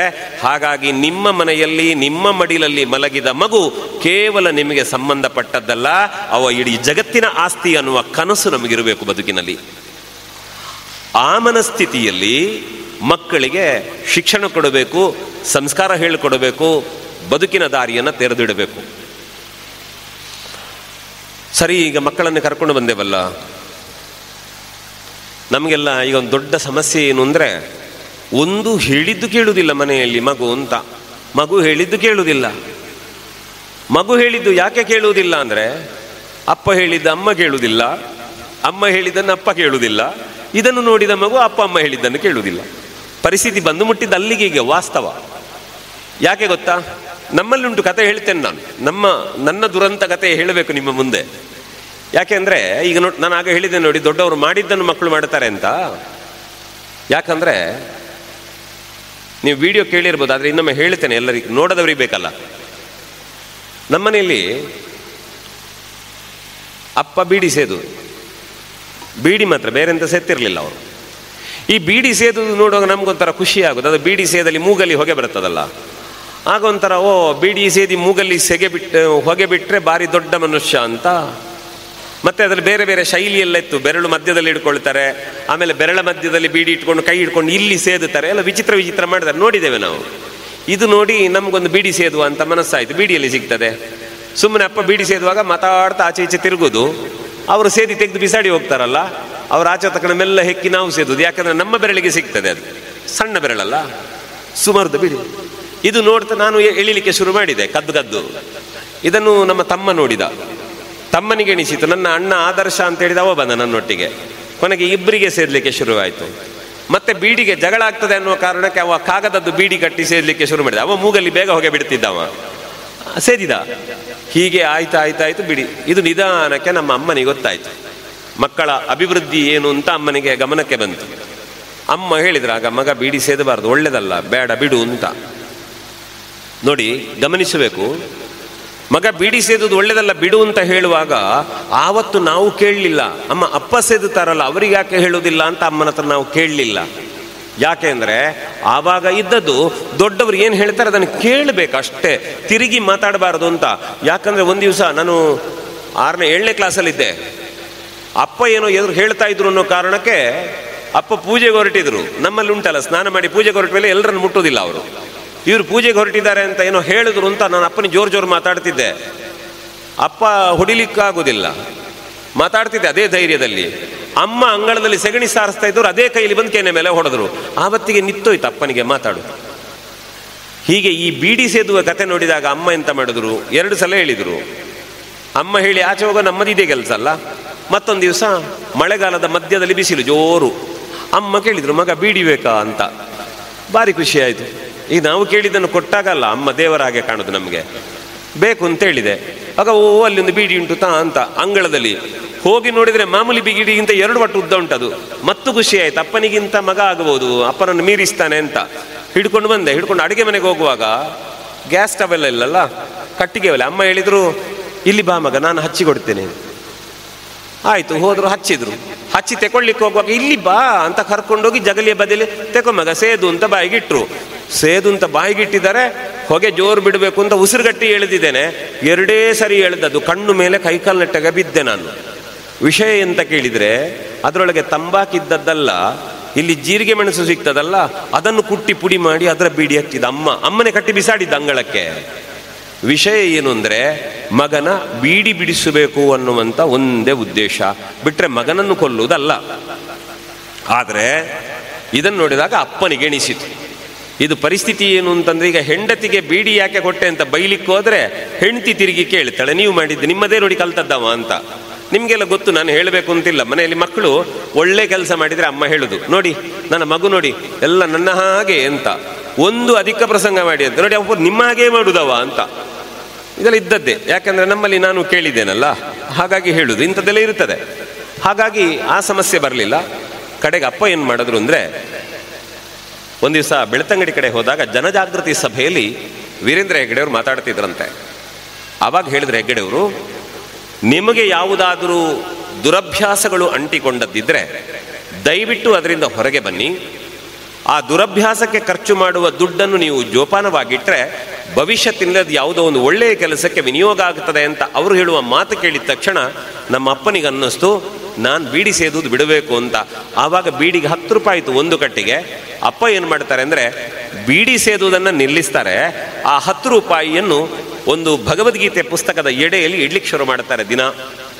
ನೆನಪಿಟ್ಟುಕೊಳ್ಳಿ, ಕಡು ಕಷ್ಟದ ಬದುಕಿದ್ದ ಆ ದಿನದಲ್ಲಿ ನನ್ನ 10ನೇ ಕ್ಲಾಸಿನ ಪರೀಕ್ಷೆಯನ್ನು ಇದೇ ಪೆರುವಾಜೆಯ ಹೈಸ್ಕೂಲ್ನಲ್ಲಿ ನಾನು ಬರೀಲಿಕ್ಕೆ ನೆಲ್ಲಿಕಾರಿನಿಂದ ಕಾರ್ಕಳಕ್ಕೆ ಬಂದು ಹೋದ. ನನ್ನ ಪರೀಕ್ಷೆಯ ಖರ್ಚು ನನಗೆ ದುಡ್ಡು ಸಿಕ್ಕಿದ್ದು ಅಪ್ಪ ಬೀಡಿ ಬಿಟ್ಟು ತೆಗೆದಿಟ್ಟ 10 ರೂಪಾಯಿಯ ನೋಟುಗಳಿಂದ. ಇದನ್ನು ನಿಮ್ಮ ಮುಂದೆ ಯಾಕೆ ಹೇಳಿದ್ದು ಅಂತಂದರೆ, ಮಕ್ಕಳು ಹೇಳಿದ್ದು ಕೇಳುವುದಿಲ್ಲ ಅನ್ನುವುದಲ್ಲ, ಕೇಳುವುದಿಲ್ಲ ಅಂದಾಗ ಎಳೆಯ ವಯಸ್ಸಿನಲ್ಲಿ ಸರಿಯಾದ ಶಿಕ್ಷೆ ಕೊಡಲಿಕ್ಕೆ ನಮಗೆ ಗೊತ್ತಿರಬೇಕು ಒಂದು. ಮತ್ತು ಹಿರಿಯರಾದಂತಹ ನಮ್ಮಲ್ಲಿ ಯಾವುದೇ ದುರಭ್ಯಾಸಗಳಿದ್ದರೆ ದಯವಿಟ್ಟು ಅದನ್ನು ಬಿಟ್ಟು ಆ ದುಡ್ಡನ್ನು ಜೋಪಾನವಾಗಿಟ್ಟರೆ ನಾಳೆ ನಮ್ಮ ಮಕ್ಕಳಿಗೆ ಅಲ್ಲ, ಯಾರೋ ನೊಂದವರ ಮಕ್ಕಳಿಗೆ ಉಪಕಾರಕ್ಕೆ ಬಳಕೆಯಾದರೆ ಅಲ್ಲಿ ಸಿಕ್ಕುವ ಸುಖ ಉಂಟಲ್ಲ, ಜಗತ್ತಿನಲ್ಲಿ ನಿಮಗೆ ಬೇರೆ ಕಡೆ ಸಿಗ್ಲಿಕ್ಕೆ ಸಾಧ್ಯ ಇಲ್ಲ. ಅಲ್ಲ ಹೌದು, ಬೀಡಿ ಸೇದುವುದೆಲ್ಲ ಗಂಡಸರ ಸುದ್ದಿ, ನಮಗೇನು ತೊಂದರೆ ಇಲ್ಲ ಅಂತ ಮೆಲ್ಲ ಯೋಚನೆ ಮಾಡಬೇಡಿ. ಇವತ್ತು ಹೆಂಗಸರ ಪರಿಸ್ಥಿತಿ ಎಲ್ಲಿವರೆಗೆ ಬಂದು ನಿಂತಿದೆ ಅಂತಂದರೆ, ಕೆಲವರು ಈ ಕದೋನಿಗೆ ಔಷಧ ತುಂಬಿದ ಹಾಗೆ ನಶ್ಯ ಸೇದುವ ಹೆಂಗಸರಿದ್ದಾರೆ. ನಮ್ಮಲ್ಲೊಬ್ಬರು ಅವ್ರ ಮೂಗಿನ ಹೊಳ್ಳೆ ದೊಡ್ಡದಾಗಿದೆ, ಅದು ಒತ್ತಿ ತುಂಬಿ ತುಂಬಿ ತುಂಬಿ ಮೂಗಿನ ಹೊಳ್ಳೆ ದೊಡ್ಡದು ಅಲ್ಲಿವರೆಗೆ ತುಂಬುತ್ತಾರೆ ಅವರು. ಅದು ಹೇಗೆ ಇದ್ದಾರೋ ದೇವರಿಗೆ ಗೊತ್ತು, ಆಯ್ತಾ? ಅದರಿಂದ ದೊಡ್ಡ ತಮಾಷೆ ಏನು ಗೊತ್ತಾ, ಇಲ್ಲಿ ಅಂಥವರಿದ್ದೀರಿ ಅಂತ ಆಕ್ಷೇಪ ಅಲ್ಲ, ಹೆಂಗಸರು ಎಂಥವರಿದ್ದಾರೆ ಅಂತ ಗೊತ್ತಾಗಲಿ ಅಂತ ನಾನು ಹೇಳುವುದಷ್ಟೇ. ಧರ್ಮಸ್ಥಳದ ಮಧ್ಯವರ್ಜನ ಶಿಬಿರ, ಒಬ್ಬ ಹುಡುಗನನ್ನು ಸೇರಿಸಿದ್ದಾರೆ ಇಂದಿನ ದಿವಸ ಸಾಯಂಕಾಲ. ಅವನ ಅಮ್ಮನಿಗೆ ಗೊತ್ತಾದ್ದು ಮರು ದಿವಸ ಬೆಳಿಗ್ಗೆ. ಅಮ್ಮ ಓಡಿ ಬಂದ್ರು ಅಲ್ಲಿ 11 ಗಂಟೆಗೆ. ಬಂದು ಗಲಾಟೆ, ನನ್ನ ಮಗನನ್ನು ಕಳಿಸಿ ಅಂತ. ಅಲ್ಲ ಯಾಕಮ್ಮ ಏನಾಯಿತು ಅಂತ ಕೇಳಿದರೆ, ನೀವು ನನ್ನ ಮಗನನ್ನು ಇಲ್ಲಿ ಕೂರಿಸಿದ್ರೆ ನಮ್ಮಲ್ಲಿ ಇಲ್ಲಿ ತೊಂಡೆ ಚಪ್ಪರ ಉಂಟು, ಬೆಂಡೆ ಗಿಡ ಎಲ್ಲ ನೆಟ್ಟಿದೆ, ನೀರು ಹಾಕುದು ಯಾರು? ಮನೆಯಲ್ಲಿ ಕೆಲಸ ಇಲ್ವಾ? ಕಳಿಸಿ ಅವನನ್ನು ಅಂತ. ಗಲಾಟೆ ಜೋರಾಯಿತು.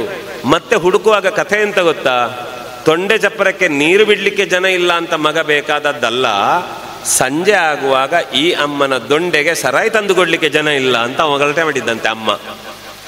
ಇಂಥವರು ಇದ್ದಾರಲ್ಲ ಮಧ್ಯೆ.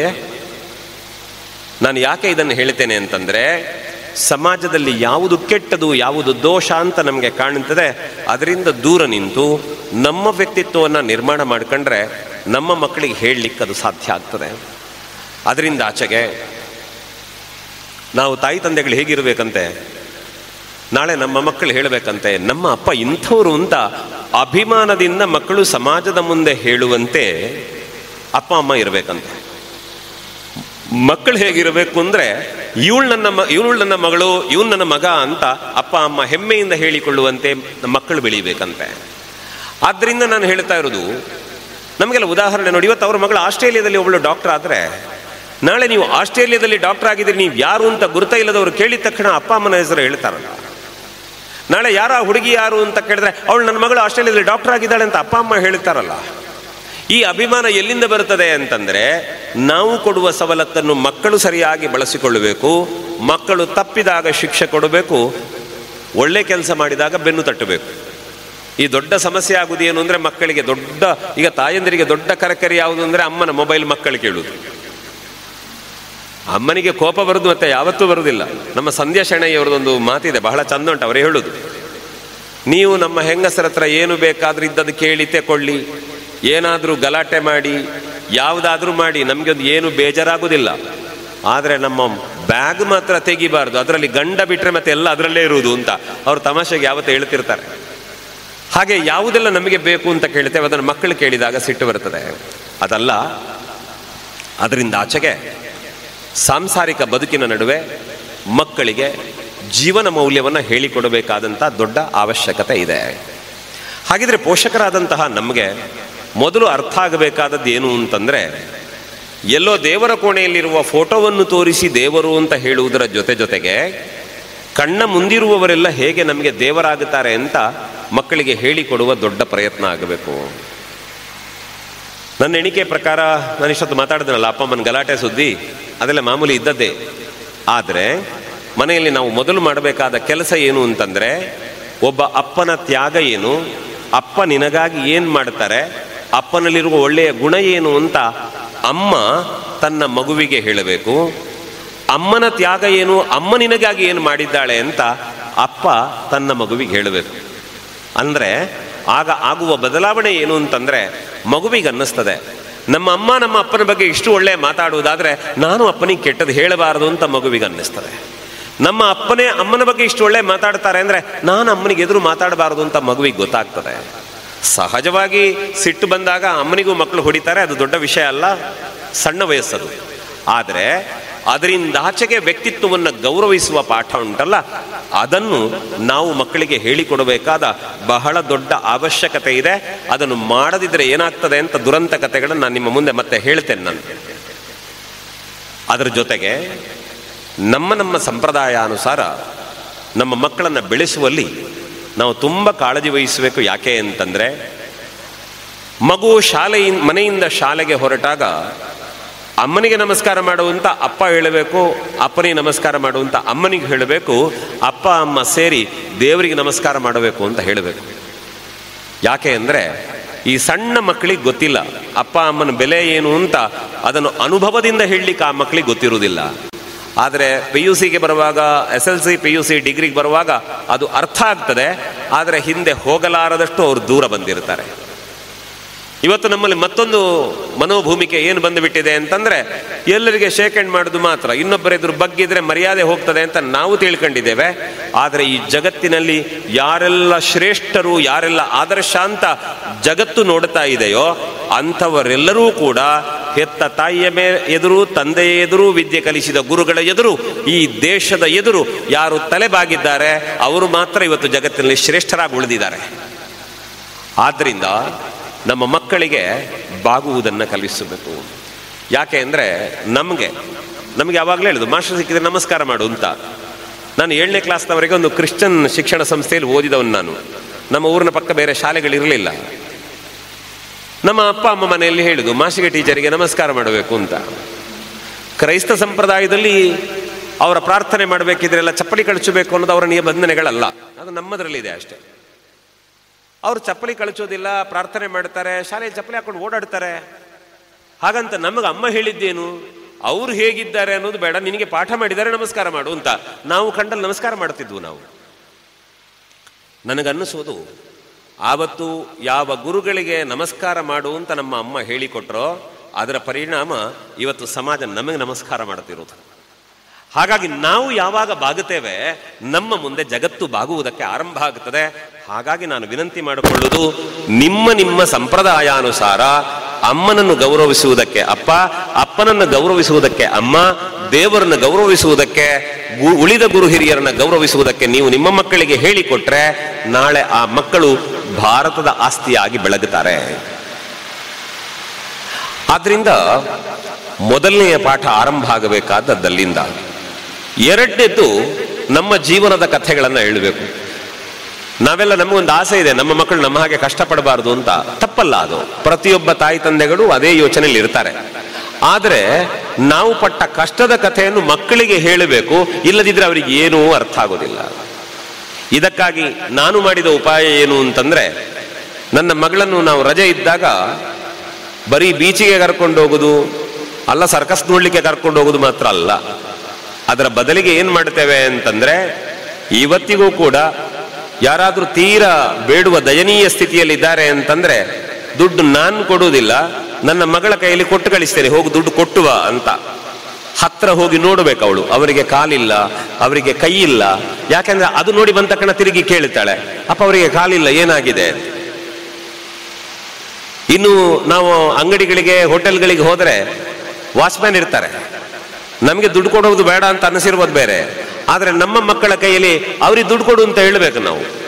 ಪೆಟ್ರೋಲ್ ಬಂಕಲ್ಲಿ ಯಾರೋ ಪೆಟ್ರೋಲ್ ತುಂಬಿಸ್ತಾರೆ, ಬಂದು ಗಾಳಿ ಹಾಕ್ಕೊಟ್ಟು ಹೋಗ್ತಾರೆ, ಅವರಿಗೊಂದು 50 ರೂಪಾಯಿ 20 ರೂಪಾಯಿ ಕೊಡು ಅಂತ ಮಕ್ಕಳ ಕೈಯಲ್ಲಿ ಕೊಡಿಸ್ಬೇಕು. ಈಗ ನಮ್ಮಲ್ಲಿ ವಾತಾವರಣ ಹೇಗೆ ಬಂದು ನಿಂತಿದೆ ಅಂತಂದ್ರೆ, ಪೆಟ್ರೋಲ್ ಬಂಕಿಗೆ ಹೋದ ತಕ್ಷಣ ಮಗಳು ಕೇಳ್ತಾಳೆ, ಅಪ್ಪ ದುಡ್ಡು ಕೊಡಿ, ಅವ್ರಿಗೆ ಕೊಡಬೇಕು ಅಂತ. ಖುಷಿ ಅನ್ನಿಸ್ತದೆ. ಪೇಟೆಯಲ್ಲಿ ಹೋದ ತಕ್ಷಣ ಅವಳೇ ಕೇಳ್ತಾಳೆ, ಅಪ್ಪ ಅವರಿಗೆ ನಾನು ದುಡ್ಡು ಕೊಡುದಾ? ಖುಷಿ ಅನ್ನಿಸ್ತು. ನಮ್ಮಲ್ಲಿ ಶಿಕ್ಷಕರ ದಿನಾಚರಣೆ ಬಂದ್ರೆ ಇವಳದು 1 ತಿಂಗಳ ಮೊದಲು ಶುರುವಾಗ್ತದೆ.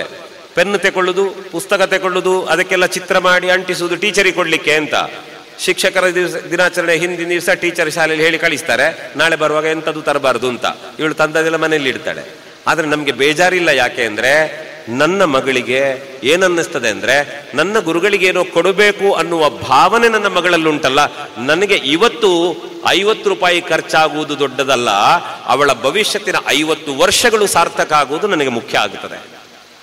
ಆದ್ರಿಂದ ನಾವೇನ್ ಮಾಡೋದು ಅಂತಂದ್ರೆ, ಇಂಥದ್ದೆಲ್ಲ ತೋರಿಸಿ ಆದ್ಮೇಲೆ ಈ ಡೇರೆ ಹಾಕೊಂಡಿರ್ತಾರಲ್ಲ, ರಸ್ತೆ ಬದಲಿ ಜೋಪಡಿ ಹಾಕೊಂಡು ಆ ಜಾಗದಲ್ಲಿ ಮಗಳನ್ನು ಕರ್ಕೊಂಡು ಹೋಗ್ತಾ ಇರ್ತೇವೆ.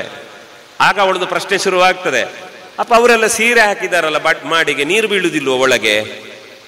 ಮನೆಗೆ ಗೋಡೆ ಇಲ್ಲಲ್ಲ, ಮಳೆ ಬಂದ್ರೆ ಅವ್ರು ಕೂತ್ಕೊಳ್ಳುವುದು ಹೇಗೆ?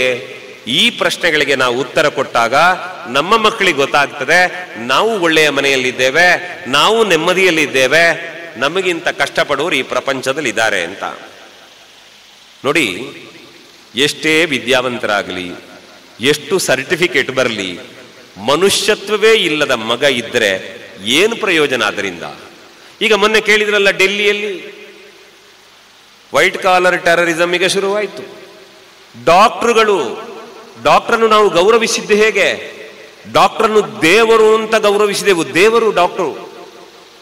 ಯೋಚನೆ ಮಾಡಿ, ಒಬ್ಬಾಕೆ ತಾಯಿ ಒಂದು ಮಗುವಿಗೆ ಜನ್ಮ ಕೊಡಬೇಕಿದ್ರೆ ಮಗುವನ್ನು ಹೆರಿಗೆ ಮಾಡಿಸುವವರು ಡಾಕ್ಟರ್ ಅನ್ನೋದು ಮಾತ್ರ ಭಾವನೆ ಬಿಟ್ರೆ, ಗಂಡಸೋ ಹೆಂಗಸೋ ಈ ಕಲ್ಪನೆಗಳೇ ಇಲ್ಲ.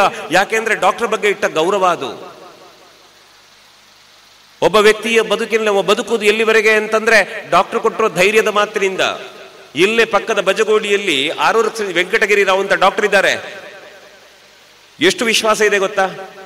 ಮೊನ್ನೆ ಒಬ್ರು ನಡಿಲಿಕ್ಕೆ ಆಗುದಿಲ್ಲ, ಮನೆ ಬಾಗಿಲಿಗೆ ಕಾರ್ ತಗೊಂಡೋಗಿ ಅವ್ರನ್ನ ಎತ್ತಿ ಕೂರಿಸ್ಕೊಂಡು ನಮ್ಮನೆ ಕರ್ಕೊಂಡು ಬಂದೆ ಒಂದು ಕಾರ್ಯಕ್ರಮಕ್ಕೆ. ಆ ಮನುಷ್ಯ ಹೇಳ್ತಾರೆ, ಅಲ್ಲ ನೀವು ಬೇರೆ ಡಾಕ್ಟರ್ ನೋಡ್ಬೋದಲ್ಲ ಅಂದ್ರೆ, ಬೇಡ ನನಗೆ ಬೇರೆ ಡಾಕ್ಟರ್ ಬೇಡ, ನನಗೆ ಬಜಗೋಳಿದ್ದು ಡಾಕ್ಟರ್ ಇದ್ದಾರಲ್ಲ ವೆಂಕಟಗಿರಿ ಡಾಕ್ಟರ್, ಅವರು ಎಷ್ಟು ಕಾಲ ಮದ್ದು ಕೊಡ್ತಾರೋ ಅಷ್ಟು ಕಾಲ ನಾನು ಬದುಕಿದ್ರೆ ಸಾಕು ಅಂತ. ಯೋಚನೆ ಮಾಡಿ, ಒಬ್ರು ಡಾಕ್ಟರ್ ಔಷಧ ಕೊಡುವಷ್ಟು ಕಾಲ ನಾನು ಬದುಕಿದ್ರೆ ಸಾಕು ಅಂತ ಯೋಚನೆ ಮಾಡಿ ಆ ನಂಬಿಕೆ ಉಳಿಸಿಕೊಳ್ಳುವಂತ ಡಾಕ್ಟರ್ ಇದ್ದಾರೆ. ಡಾಕ್ಟರ್ ವೇಷದಲ್ಲೇ ಅಮಾಯಕರ ಜೀವ ತೆಗೆದ ರಾಕ್ಷಸರಿದ್ದಾರಲ್ಲ. ಇವತ್ತು ನಾವು ಯೋಚನೆ ಮಾಡಬೇಕಾದ್ದು ನಮ್ಮ ಮಕ್ಕಳು ಏನಾಗಬೇಕು ಅಂತ. ನಾನು ಯಾರನ್ನೋ ಬೈಯುವುದಕ್ಕೆ, ಯಾರನ್ನೋ ದ್ವೇಷ ಮಾಡುವುದಕ್ಕೆ, ವಿಷ ಬೀಜ ಬಿತ್ತುವುದಕ್ಕೆ ಬಂದು ನಿಂತವನಲ್ಲ. ನಾವು ಒಮ್ಮೆ ಯೋಚನೆ ಮಾಡುವ, ನಮ್ಮ ಮಕ್ಕಳು ಡಾಕ್ಟರ್ ಆದ್ರೆ ಎಂತ ಡಾಕ್ಟರ್ ಆಗಬೇಕು ಅಂತ ಯೋಚನೆ ಮಾಡಬೇಕು. ಬಿಟ್ರೆ ಡಾಕ್ಟರ್ ಕೋಟ್ ಹಾಕೊಂಡು ಅವ್ರ ಬಗ್ಗೆ ಯಾರೂ ಸಂಶಯ ಪಡುವುದಿಲ್ಲ ಅನ್ನೋ ಕಾರಣಕ್ಕೆ ಬಾಂಬ್ ಬ್ಲಾಸ್ಟ್ ಮಾಡುವವರು ಹುಟ್ಟಿ ಬಿಟ್ರೆ ಈ ಸಮಾಜದ ಗತಿ ಏನು? ಬಿಡಿ, ಇನ್ನೂ ಒಂದು ಕೇಳ್ತೇನೆ, ಅಷ್ಟು ಜನ ಸತ್ತೋದ್ರಲ್ಲ, ಆ ಸಾಯುವಲ್ಲಿ ಯಾರು ಡಾಕ್ಟರ್ ಆಗಿ ಬಂದು ಬಾಂಬ್ ಬ್ಲಾಸ್ಟ್ ಮಾಡಿದನ ಅವನ ಸಂಬಂಧಿಕರೇ ಇದ್ದಿರ್ಬೋದು, ಅವನ ಜಾತಿಯವರು, ಅವನ ಬಂಧುಗಳು ಇದ್ದಿರ್ಬೋದಲ್ಲ. ಅವ್ರು ಏನ್ ತಪ್ಪು ಮಾಡಿದ್ದಾರೆ ಇವನಿಗೆ? ಅಂದ್ರೆ ನಾನು ಹೇಳ್ತಾ ಇರೋದು, ಮಾನವೀಯತೆ ದೇವರು ಅಂತ ನಮಗನ್ನಿಸಿದಾಗ ಅಲ್ಲಿ ಜಾತಿ, ಮತ, ಪಂಥ ಯಾವುದು ಅಡ್ಡ ಬರುವುದಿಲ್ಲ. ಮನುಷ್ಯರನ್ನೋದು ಮಾತ್ರ ಬರುತ್ತದೆ. ಹಾಗಾಗಿ ಮನುಷ್ಯತ್ವ ಇಲ್ಲದ ಶಿಕ್ಷಣಕ್ಕೆ ಬೆಲೆ ಇಲ್ಲ. ಈ ಶಿಕ್ಷಣ ಸಂಸ್ಥೆಗಳಿಗೆಲ್ಲ ಯಾಕೆ ಗೌರವ ಇರೋದು ಗೊತ್ತಾ ನಿಮಗೆ? ಹಿಂದೂಗಳು ದೇವಸ್ಥಾನಕ್ಕೆ ಹೋಗ್ತಾರೆ, ಮುಸಲ್ಮಾನರು ಮಸೀದಿಗೆ ಹೋಗ್ತಾರೆ, ಕ್ರೈಸ್ತರು ಚರ್ಚಿಗೆ ಹೋಗುತ್ತಾರೆ. ಆದರೆ ಎಲ್ಲ ಮತ ಧರ್ಮದವರು ಜಾತಿ ಭೇದ ಮರೆತು ಒಂದೇ ಕಡೆ ಸೇರಿ ಬದುಕು ಕಟ್ಟಿಕೊಳ್ಳುವ ಜಾಗ ಇದ್ರೆ ಅದನ್ನು ಶಾಲೆ ಅಂತ ಕರೆದದ್ದು. ಇದು ಎಲ್ಲರ ಪ್ರಾರ್ಥನಾ ಮಂದಿರ, ಇದು ಎಲ್ಲರಿಗೆ ಬದುಕು ಕೊಟ್ಟಂತಹ ನೆಲ ಇದು. ನಮಗೆ ಗೊತ್ತಿಲ್ಲ, ಕೆಲವು ಶಾಲೆಯಲ್ಲೆಲ್ಲ ತಮಾಷೆ ನೋಡಬೇಕು ನೀವು, ಅಲ್ಲಿ ಅವರ ಪ್ರಾರ್ಥನೆ ಹೇಳ್ತಾರೆ, ನಮ್ಮ ಮಕ್ಕಳನ್ನು ಕಳಿಸುವುದಿಲ್ಲ. ಯಾಕೆ ಈ ಹುಚ್ಚು? ಪ್ರಾರ್ಥನೆಯ ಆಶಯ ಅರ್ಥ ಆಗಬೇಕಲ್ಲ. ಇವತ್ತು ಬೇಡ, ಇಲ್ಲಿ ಎಲ್ಲ ಮತಧರ್ಮದ ಬಂಧುಗಳು ಇದ್ದೀರಿ. ಶಾರದೆಯ ಪ್ರಾರ್ಥನೆಯನ್ನ ಮಾಡಿದ್ರು, ಏನ್ ಹೇಳ್ತಾರೆ? ನನ್ನ ಹೃದಯವನ್ನು ಗುಡಿಯಾಗಿಸಿಕೊಂಡು ನೀನಲ್ಲಿ ನೆಲೆಯಾಗಿ ನಿಂತು ನನಗೆ ಅಜ್ಞಾನವನ್ನು ದೂರ ಮಾಡಿ ಶಾಂತಿಯನ್ನು ಕೊಡುವಂತ ಪ್ರಾರ್ಥನೆ ಮಾಡ್ತಾರಲ್ಲ. ಈ ಒಳ್ಳೆಯ ವಿಚಾರ ಯೋಚನೆ ಮಾಡಲಿಕ್ಕೆ ಜಾತಿ ಮತ ಭೇದ ಯಾಕೆ? ಅಷ್ಟಕ್ಕೂ ನಾನು ಕಲ್ತದ್ದು ಕ್ರೈಸ್ತ ಶಾಲೆಯಲ್ಲಿ, ಇವತ್ತೊಂದು ಭಾರತೀಯತೆಯ ಬಗ್ಗೆ ಮಾತಾಡ್ತಾ ಸರ್ವಧರ್ಮ ಸಮನ್ವಯದ ಬಗ್ಗೆ ಮಾತನಾಡ್ತೇನಲ್ಲ, ನಾನೇನು ಯೇಸು ಕ್ರಿಸ್ತರ ಬಗ್ಗೆ ಭಾಷಣ ಮಾಡ್ತಾ ನಿಂತನ ಇವತ್ತು ಸಮಾಜದಲ್ಲಿ?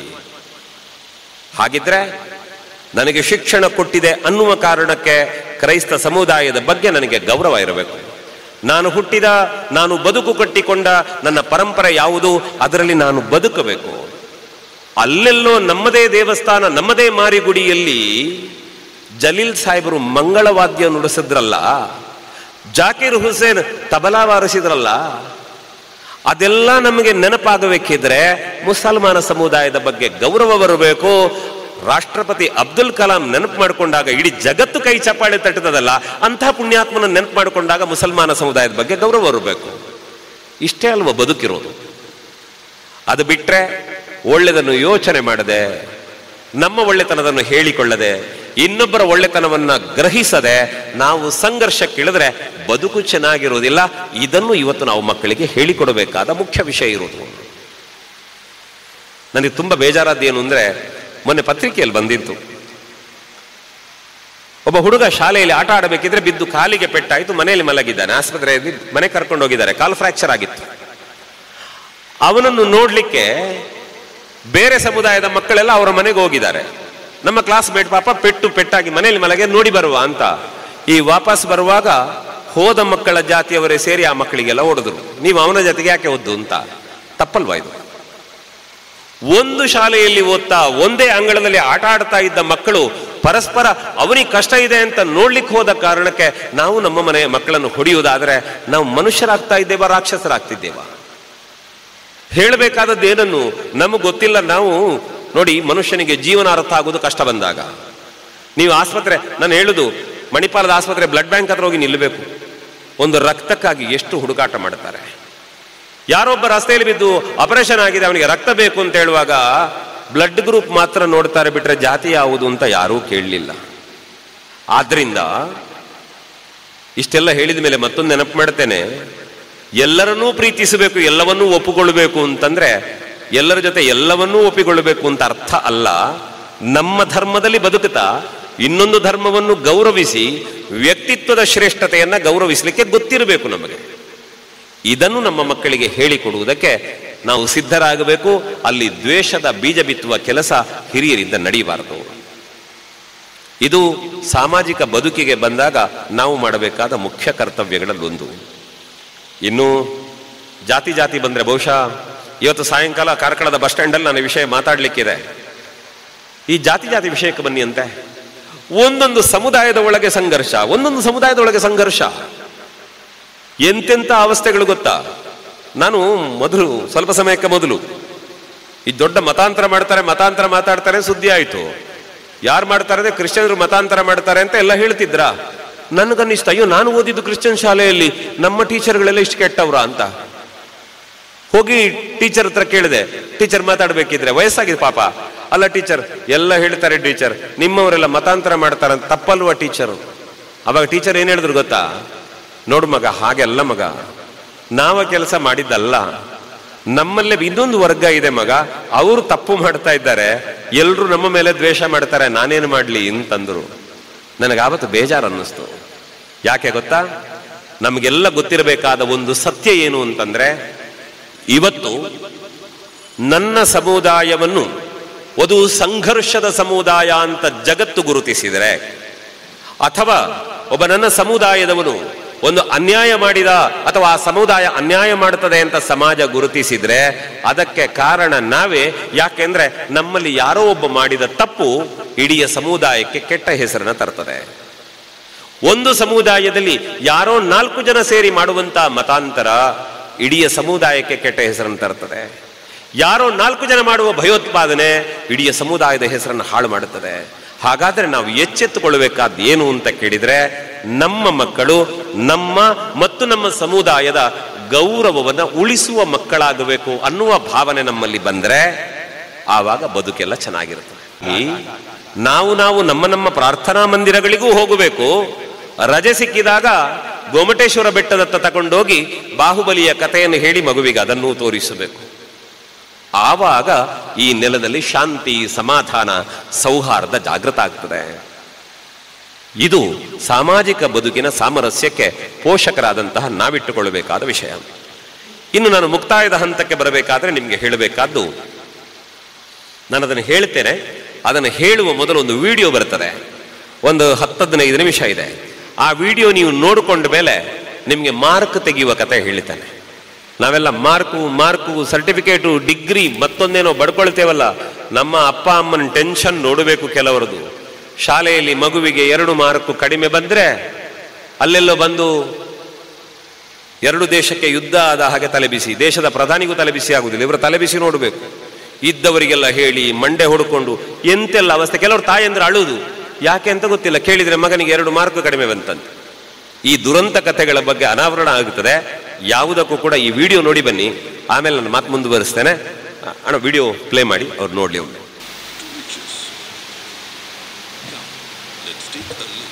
At his journey, Gudde Angadi is a small village located in Kundapura district. Ramakrishna was a child filled with passion and energy. He was born to Gangoli Srinivas Achar and Bhavani Achar in 1963. He spent his childhood in Gudde Angadi. Ramakrishna's family came from a poor background. While his father worked as a carpenter, it was a family of 7 kids with barely anything to eat. It was a miracle that Ramakrishna even made it to school. While the family struggled to put one meal on the table, Ramakrishna, just a 7-year-old boy, stepped in to help his family. Ramakrishna would most of the time fill his stomach by eating fruits by the hillside on the way to school and take clothes from his relatives to wear. At an age where he was supposed to be playing, Ramakrishna wanted to help his family. He started earning money by helping fishermen push their cycle up the hill. Ramakrishna's first ever earning was just 1 paisa. That 1 paisa paved the way to who he is today. When he turned 14, he went on to work with a blacksmith for almost 3 years to earn 30 rupees a month. Between 1977 and 1980, Ramakrishna wanted to learn more. He started exploring automobiles while he worked at Adarsh Garage in Kundapura. Ramakrishna started to look beyond automobiles. He started to learn more about machines. As he turned 16, there was a whole new journey waiting for him. He joined Vinod Engineering Company, Gonikoppa. That's where his love towards rice mill machinery kindled. While he worked there, Ram Achar, owner of Vinod Engineering, saw abundance of talent in Ramakrishna. He was impressed by the sheer amount of hard work Ramakrishna had put in the garage. When he was 22, in believing Ramakrishna's talent, Ram Achar sent him to CFTRI, Mysore, to study grain processing. Ram Achar saw a spark in Ramakrishna which no one else did at that time. CFTRI was the first time Ramakrishna ever received a quality education, and even that did not come easy to Ramakrishna. In order to pay the fees, he worked in the evenings from 6 p.m. to 2 a.m. in Naidu's workshop for 400 a month. He was constantly looking for opportunities to take that leap ahead. Ramakrishna constantly traveled to different locations for work. On one such trip to Mundabidri, he met Vishwanath Prabhu of Balaji Industries, the man who helped him kickstart his entrepreneurial journey. Impressed with his talent, Vishwanath Prabhu gave Ramakrishna a project of rupees 18,000 and an advance of rupees 2,000. That was the spark Ramakrishna needed. Without waiting, Ramakrishna invested 1,000 from the advance to buy a Sikh welding shop And that's how Sri Kalikamba Fabrications was born. Ramakrishna could see his dreams come true. There was no looking back for Ramakrishna Achar. He worked day and night to build Sri Kalikamba Fabrications and take it to the nooks and corners of Karnataka. This was just the beginning. Ramakrishna Achar wanted to conquer the whole world. Knowing the need of rice mills in Karnataka, he then started building machines that could revolutionize the paddy industry. In 1994, as the company grew, Ramakrishna Achar named Sri Kalikamba Fabrications as SKF. Soon, SKF became very popular in Andhra Pradesh, but that wasn't enough for him. With growing success, he invested 35 lakhs and set up a bigger facility in Pannadka, Mudbidri. In no time, SKF was able to create a turnover of 19 crores. But life is all about ups and downs. There was a volcano that no one saw coming. In 2001, government issued a ban on exports of rice. Rice price dropped. Many millers faced the brunt of it, including SKF majorly. With business crashing, Ramakrishna Achar had to find a way to keep it afloat. While he figured out how to come out of this situation, he wanted to give back to the society too. He opened an ITI that upskilled 150 students every year. In 2003, tables turned. Ramakrishna Achar introduced hot air technology and aged rice technology that could revolutionize grain quality. Both these technologies saved both time and money for the millers in India and abroad. In no time, Achar was back on top of the game. International millers started noticing his technology. Millers from across the world started lining up to buy Achar's technology. Noticing the demand, Achar started investing in better equipment and optimized his operations. Soon the demand grew and SKF became the top seller in hot air technology, clocking a turnover of 48 crores. Ramakrishna Achar was already a known name by 2010. But chasing money wasn't his dream. His dream was to identify problems of the future and build solutions to solve them. There was a dire need for pure drinking water. In addition to that, companies were also struggling with wastewater treatment, which in turn was affecting water bodies. Achar knew water was the future and started manufacturing mineral water plants in 2014 under the brand name Elixir. He invested 45 crores to set up this. The first order was placed by Dr. Mohan Alva, chairman of Alva's foundation. In no time, Achar's company, SKF Elixir India Private Limited, has become the only company in India to manufacture an entire range of mineral water plants. While everyone was surprised with the growth of Elixir, Achar was already on his way to his next milestone. Achar saw an alarmingly increasing rate of depression and climatic change on one side, and suffering of farmers to get good output on the other side. So Achar wanted to take action to bring a change.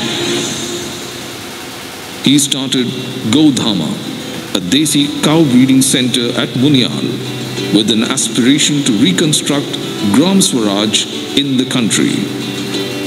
Godhama is built on 30 acres of land, which focuses on not only helping people overcome stress, but also promotes introducing value of Desi cow to the next generation, training of youth regarding cow-based organic farming and dairy farming, restoration of chemical-free fertile land. Today, Godhama provides shelters to 85 Desi cows, including 6 Desi breeds and is creating a huge impact. In a span of 25 years, Achar's contribution to the society has been immense. Right from revolutionizing the paddy processing industry to being the only company in the country to cater to domestic, industrial and public segment when it comes to pure drinking water solutions, to introducing lost methods of farming to the youth, Achar has been a man of the future. Not only that, through SKF, Achar has been able to empower almost 1,000 families till date. For his commendable work in agriculture, education and service, Ramkrishna Achar was conferred honorary doctorate by Mangalore University. Today, Achar has become a master in paddy processing plants, mineral water plants, STP and ETP, you name it, and Achar has done it. A man who started his career with 1 paisa is now running a business with the staggering net worth of rupees 800 crores with world-class infrastructure. A man with no engineering degree is inventing technologies that are changing the world. A man with no certificate is today called Dr. Ramkrishna Achar.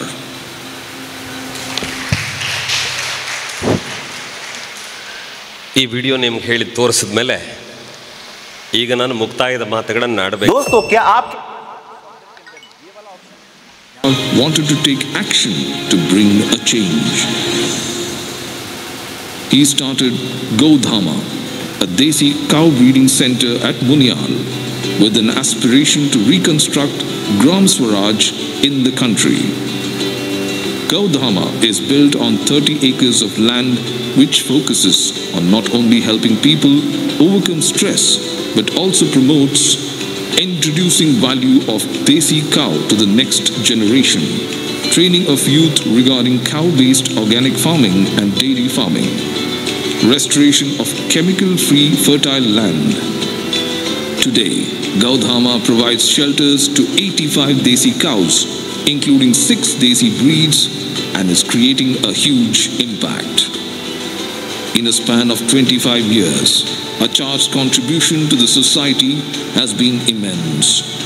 Right from revolutionizing the paddy processing industry to being the only company in the country to cater to domestic, industrial and public segment when it comes to pure drinking water solutions, to introducing lost methods of farming to the youth, Achar has been a man of the future. Not only that, through SKF, Achar has been able to empower almost 1,000 families till date. For his commendable work in agriculture, education and service, Ramkrishna Achar was conferred honorary doctorate by Mangalore University. Today, Achar has become a master in paddy processing plants, mineral water plants, STP and ETP, you name it, and Achar has done it. A man who started his career with 1 paisa is now running a business with the staggering net worth of rupees 800 crores with world-class infrastructure. A man with no engineering degree is inventing technologies that are changing the world. A man with no certificate is today called Dr. Ramkrishna Achar. ಏನು ಅಂತಂದರೆ ವಿಷಯ ಇಷ್ಟೇ. ನಾನು ಆಗ ಹೇಳಿದ್ನಲ್ಲ mark ಅಂತ. ನೀವು ಯೂಟ್ಯೂಬಲ್ಲಿ ಕೇಳಿದ ಸ್ವಾಮೀಜಿಯವರ ಭಾಷಣವನ್ನೇ ಈಗ ನಿಮಗೆ ನೆನಪು ಮಾಡ್ತೇನೆ ನಾನು. ಅವ್ರು ಹೇಳ್ತಾರೆ, ಒಬ್ಬ ಹುಡುಗ ಪರೀಕ್ಷೆ ಮುಗಿಸಿ ಎಲ್ಲರೂ ಮನೆಗೆ ಹೋಗಿದ್ದಾರೆ, ಒಬ್ಬ ಹೋಗಿ ಬಾವಿ ಕಟ್ಟೆ ಪಕ್ಕದಲ್ಲಿ ಕೂತಿದ್ದ, ಬಾವಿಗೆ ಹಾರೋದು ಅಂತ. ಅಷ್ಟೊತ್ತಿಗೆ ಇನ್ನೊಬ್ಬ ಓಡಿ ಬಂದ ಬಾವಿ ಕಟ್ಟೆ ಹೋದ್ರ. ಪುಣ್ಯಾತ್ಮ, ಯಾಕೆ ಇಲ್ಲಿ ಕೂತಿದ್ದೀನಿ? ನಾನು ಬಾವಿಗೆ ಹಾರುತ್ತೇನೆ. ಯಾಕೆ? ನನಗೆ ಮಾರ್ಕ್ ಕಡಿಮೆ ಬಂದಿದೆ. ಎಷ್ಟು ಮಾರ್ಕ್ ಕಡಿಮೆ ಬಂತು? ನನಗೆ 1 ಮಾರ್ಕ್ ಕಡಿಮೆ ಬಂದಿದೆ, ನಾನು ಸಾಯ್ತೇನೆ. ಆಗ ಇವ ಹೇಳಿದಂತೆ, ಪುಣ್ಯಾತ್ಮ ಸಾಯ್ಬೇಡ, ನಿನಗೆ 1 ಮಾರ್ಕ್ ಕಡಿಮೆ ಇದ್ದದ್ದು ನನ್ನ ಹತ್ರ ಉಂಟು, ನಾನು ಕೊಡ್ತೇನೆ ಎಂದಂತೆ. ಅವನಿಗೆ ಬಂದದ್ದೇ 1 ಮಾರ್ಕ್, ನಿನಗೆ ಕೊಡ್ತೇನೆ. ಮತ್ತೆ ಮುಂದುವರೆದು ಹೇಳಿದಂತೆ, ನೀನು ಬಾವಿ ಹಾರಿದ ದೊಡ್ಡ ವಿಷಯ ಅಲ್ಲ ಪುಣ್ಯಾತ್ಮ, 1 ಮಾರ್ಕಿಗೋಸ್ಕರ ಬಾವಿಗೆ ಹಾರಿದರೆ ಇನ್ನೊಮ್ಮೆ ನೀನು ಹುಟ್ಟಿ ಬಂದವ 1 ರಿಂದ 9ರವರೆಗೆ ಪುನಃ ಓದಬೇಕಲ್ಲ, ಆ ಕಷ್ಟ ಯಾಕೆ ನಿನಗೆ ಎಂದನಂತೆ. ಅಂದರೆ 1 ಮಾರ್ಕ್ ಕಡಿಮೆ ಬರುವುದು ಬದುಕನ್ನು ಕಳ್ಕೊಳ್ಳುವುದಕ್ಕಲ್ಲ. ಅಲ್ಲ, ನಿಮ್ಮ ಮಕ್ಕಳಿಗೆ ಮಾರ್ಕ್ ಕಡಿಮೆ ಬಂತು ಅಂದರೆ ನೀವು ಮನೆಯಲ್ಲಿ ಓದಿಸಿ, ಟ್ಯೂಷನ್ ಕೊಡಿಸಿ, ಶಾಲೆಯಲ್ಲಿ ಪಾಠ ಮಾಡಿ, ಮಕ್ಕಳು ಎಲ್ಲ ಓದಿ ಎಲ್ಲ ಪ್ರಯತ್ನಗಳನ್ನು ಮಾಡಿದ ಮೇಲೂ ಮಕ್ಕಳಿಗೆ ಕಡಿಮೆ ಮಾರ್ಕ್ ಬಂದರೆ ದಯವಿಟ್ಟು ಮಕ್ಕಳಿಗೆ ಬೈಬೇಡಿ. ಇನ್ನೊಬ್ಬರ ಜೊತೆ ಕಂಪೇರ್ ಮಾಡಬೇಡಿ ಯಾವತ್ತು. ನೋಡು, ಅವ್ರಿಗೆ ಅಷ್ಟು ಮಾರ್ಕ್ ಬಂದೆ, ನೀನು ಯಾಕೆ ದಂಡ ಕೇಳಬೇಡಿ. ಯಾಕಂದರೆ ನೀವು ಎಷ್ಟೇ ಗೊಬ್ಬರ ಹಾಕಿ, ಎಷ್ಟೇ ನೀರು ಹಾಕಿ, ಅಡಿಕೆ ಮರಕ್ಕದಷ್ಟೇ ತೋರಾಗೋದು, ತೆಂಗಿನ ಮರದಷ್ಟೇ ತೋರಾಗೋದು. ಅದು ಬಿಟ್ಟರೆ ನಮ್ಮ ಮನೆಯ ಪಕ್ಕದಲ್ಲಿ ಯಾರೋ ತೆಂಗಿನ ತೋಟ ಮಾಡಿದ್ದಾರೆ ಅಂತ ಯೋಚನೆ ಮಾಡಿ, ನಮ್ಮ ಮನೆಯ ಅಡಿಕೆ ಗಿಡಕ್ಕೆ ನೀವು ಎಷ್ಟು ನೀರು ಕೊಟ್ಟರು ಅದು ಅಷ್ಟೇ ತೋರಾಗೋದು ಬಿಟ್ಟರೆ ತೆಂಗಿನ ಮರ ಆಗುವುದಿಲ್ಲ. ಹಾಗಾಗಿ ಯಾವತ್ತೂ ಕೂಡ ಒಂದು ಮಗು ಇನ್ನೊಬ್ಬರ ಜೊತೆ ಕಂಪೇರ್ ಮಾಡಿ ಅವರನ್ನು ಹೋಲಿಕೆ ಮಾಡಬೇಡಿ. ಯಾಕೆ ಗೊತ್ತಾ ನಿಮಗೆ? ಇಲ್ಲೇ ಹೇಳ್ತೇನೆ ಉದಾಹರಣೆ. ಈಗ ಇಲ್ಲಿ ಫ್ಯಾನ್ ತಿರುಗುತ್ತಾ ಉಂಟು, ಲೈಟ್ ಉಂಟು, ಮೈಕ್ ಉಂಟು. ನೀವಲ್ಲಿ ವಿಡಿಯೋ ನೋಡಿದ್ರಿ, ಎಲ್ಲದರ ಹಿಂದೆ ಇರುವುದು ಕರೆಂಟೇ. ಆದರೆ ಒಂದು ವೇಳೆ ಬೇರೆ ಬೇರೆ ಕನೆಕ್ಷನ್ಗಳೆಲ್ಲ ಇಲ್ಲ, ನಾನು ಫ್ಯಾನ್ ಆಗೋದಿಲ್ಲ, ನಾನು ಲೈಟ್ ಮಾತ್ರ ಆಗೋದಂತ ಎಲ್ಲ ಹಠ ಮಾಡಿದ್ರೆ ನಮಗೆ ಗಾಳಿ ಎಲ್ಲಿಂದ ಬರಬೇಕು? ಇಲ್ಲ, ಎಲ್ಲವೂ ಫ್ಯಾನ್ ಆಗ್ತೇನೆ ಅಂತ ಹೇಳಿದರೆ ನಮಗೆ ಬೆಳಕೆಲ್ಲಿಂದ ಬರಬೇಕು? ಇಲ್ಲ, ಎಲ್ಲವೂ ಮೈಕ್ ಆಗ್ತೇನೆ ಅಂತ ಹೇಳಿದ್ರೆ ವಿಡಿಯೋ ಯಾರು ತೋರಿಸೋದು ನಮಗೆ? ಅಂದರೆ ನಾನು ಹೇಳ್ತಾ ಇರೋದು, ಈ ಪ್ರಪಂಚದಲ್ಲಿ ಎಲ್ಲರೂ ಮನುಷ್ಯರೇ. ಒಬ್ಬೊಬ್ಬರನ್ನು ಒಂದೊಂದು ಕೆಲಸಗಳಿಗಾಗಿ ಬಿಟ್ಟಿದ್ದಾರೆ ದೇವರು. ನನ್ನನ್ನು ಮಾತಾಡ್ಲಿಕ್ಕೆ ಬಿಟ್ಟಿದ್ದಾರೆ, ನಿಮ್ಮನ್ನು ಪಾಠ ಮಾಡ್ಲಿಕ್ಕೆ ಬಿಟ್ಟಿದ್ದಾರೆ, ನಿಮ್ಗೆ ಬೇರೆ ಬೇರೆ ಕೆಲಸಗಳು. ಒಬ್ಬರು ಮೈಕ್ ಆಪರೇಟ್ ಮಾಡ್ತಾರೆ, ಇನ್ನೊಬ್ರು ವಿಡಿಯೋ ಮಾಡ್ತಾರೆ. ಈ ಸಾಮಾಜಿಕ ವ್ಯವಸ್ಥೆಯಲ್ಲಿ ಒಬ್ಬರು ಒಂದು ಕೆಲಸ ಮಾಡ್ತಾರಲ್ಲ.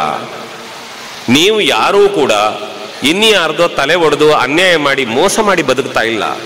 ನಿಮ್ಮ ಸ್ವಾಭಿಮಾನದ ಬದುಕನ್ನು ಕಟ್ಟಿಕೊಂಡು ನಿಮ್ಮ ಮಕ್ಕಳನ್ನು ಬೆಳೆಸುವುದಕ್ಕೆ ಪ್ರಯತ್ನ ಪಡ್ತೀರಿ ಅಂತಂದ್ರೆ ಯಾವತ್ತೂ ಕೂಡ ಇನ್ನೊಬ್ಬರ ಬಗ್ಗೆ ಹೋಲಿಕೆ ಮಾಡಬೇಡಿ, ಆದರೆ ಆದರ್ಶವನ್ನು ಹೇಳಿ. ಮಗನೋಡು, ಅವನು ಚೆನ್ನಾಗಿ ಓದಿದ್ದಾನೆ, ಒಳ್ಳೆ ಮಾರ್ಕ್ ಬಂದಿದೆ ಅಂತ ನಿಮ್ಮ ಮಕ್ಕಳಿಗೆ ಹೇಳಿ. ಮಗ ಚಂದ ಮಾಡಿ ಓದಿದ್ರಿಂದಲೇ ಅವನು ದೊಡ್ಡವರಾದ್ರು ಅಂತ ಅದನ್ನು ತೋರಿಸಿ. ನೀವು ಓದಲಿಕ್ಕೆ ಬಾರದ ಮಗುವಿಗೆ ಹೇಳಿ, ಮಗ ಮಾರ್ಕ್ ಎಷ್ಟು ಓದಿದ್ರೂ ನಿನ್ಗೆ ಕಡಿಮೆ ಮಾರ್ಕ್ ಬಂದ್ರೆ ಬೇಜಾರು ಮಾಡಬೇಡ ಮಗ. ಓದ್ಲಿಕ್ಕೆ ಬಾರದ ಸಾಲು ಮರದ ತಿಮ್ಮಕ್ಕನಿಗೆ ಮಕ್ಕಳೇ ಇರಲಿಲ್ಲ ಅಂತೆ. ಅವರು ಮರ ನೆಟ್ಟು ಪೋಷಣೆ ಮಾಡಿ 114 ವರ್ಷ ಬದುಕಿದ್ರು. ಅವರಿಗೆ ಪದ್ಮಶ್ರೀ ಪ್ರಶಸ್ತಿ ಬಂತು ಮಗ. ಹಾಗಾಗಿ ತುಂಬಾ ತಲೆಬಿಸಿ ಮಾಡಬೇಡ, ದೇವರೇನಾದ್ರೂ ಭವಿಷ್ಯತ್ತು ಕೊಡ್ತಾರೆ ಅಂತ ಇಂಥವ್ರನ್ನು ತೋರಿಸಿ ಅಲ್ಲ ಈ ಸಮಾಜದಲ್ಲಿ ತೋರಿಸಿ. ಅದು ಬಿಟ್ರೆ ನೋಡು, ಅವನು ಅಷ್ಟು ಚೆನ್ನಾಗಿ ಓದ್ತಾನೆ, ನೀನು ದಂಡಪಿಂಡ, ಇದೆಲ್ಲ ದಯವಿಟ್ಟು ಹೇಳಬೇಡಿ. ಇನ್ನೊಂದು, ಇಲ್ಲಿ ಎಷ್ಟು ಜನ ಪೋಷಕರಿಗೆ ತುಂಬ ಆರ್ಥಿಕ ಶ್ರೀಮಂತಿಕೆ ಇದೆ ಅಂತ ನನಗೆ ಗೊತ್ತಿಲ್ಲ. ಆದರೆ ಯಾರಾದರೂ ತುಂಬ ಶ್ರೀಮಂತರಿದ್ದೀರಿ ಅಂತಾದರೆ ನಿಮ್ಮ ಶ್ರೀಮಂತಿಕೆ ಅದು ಶಾಶ್ವತ ಆಗಲಿ.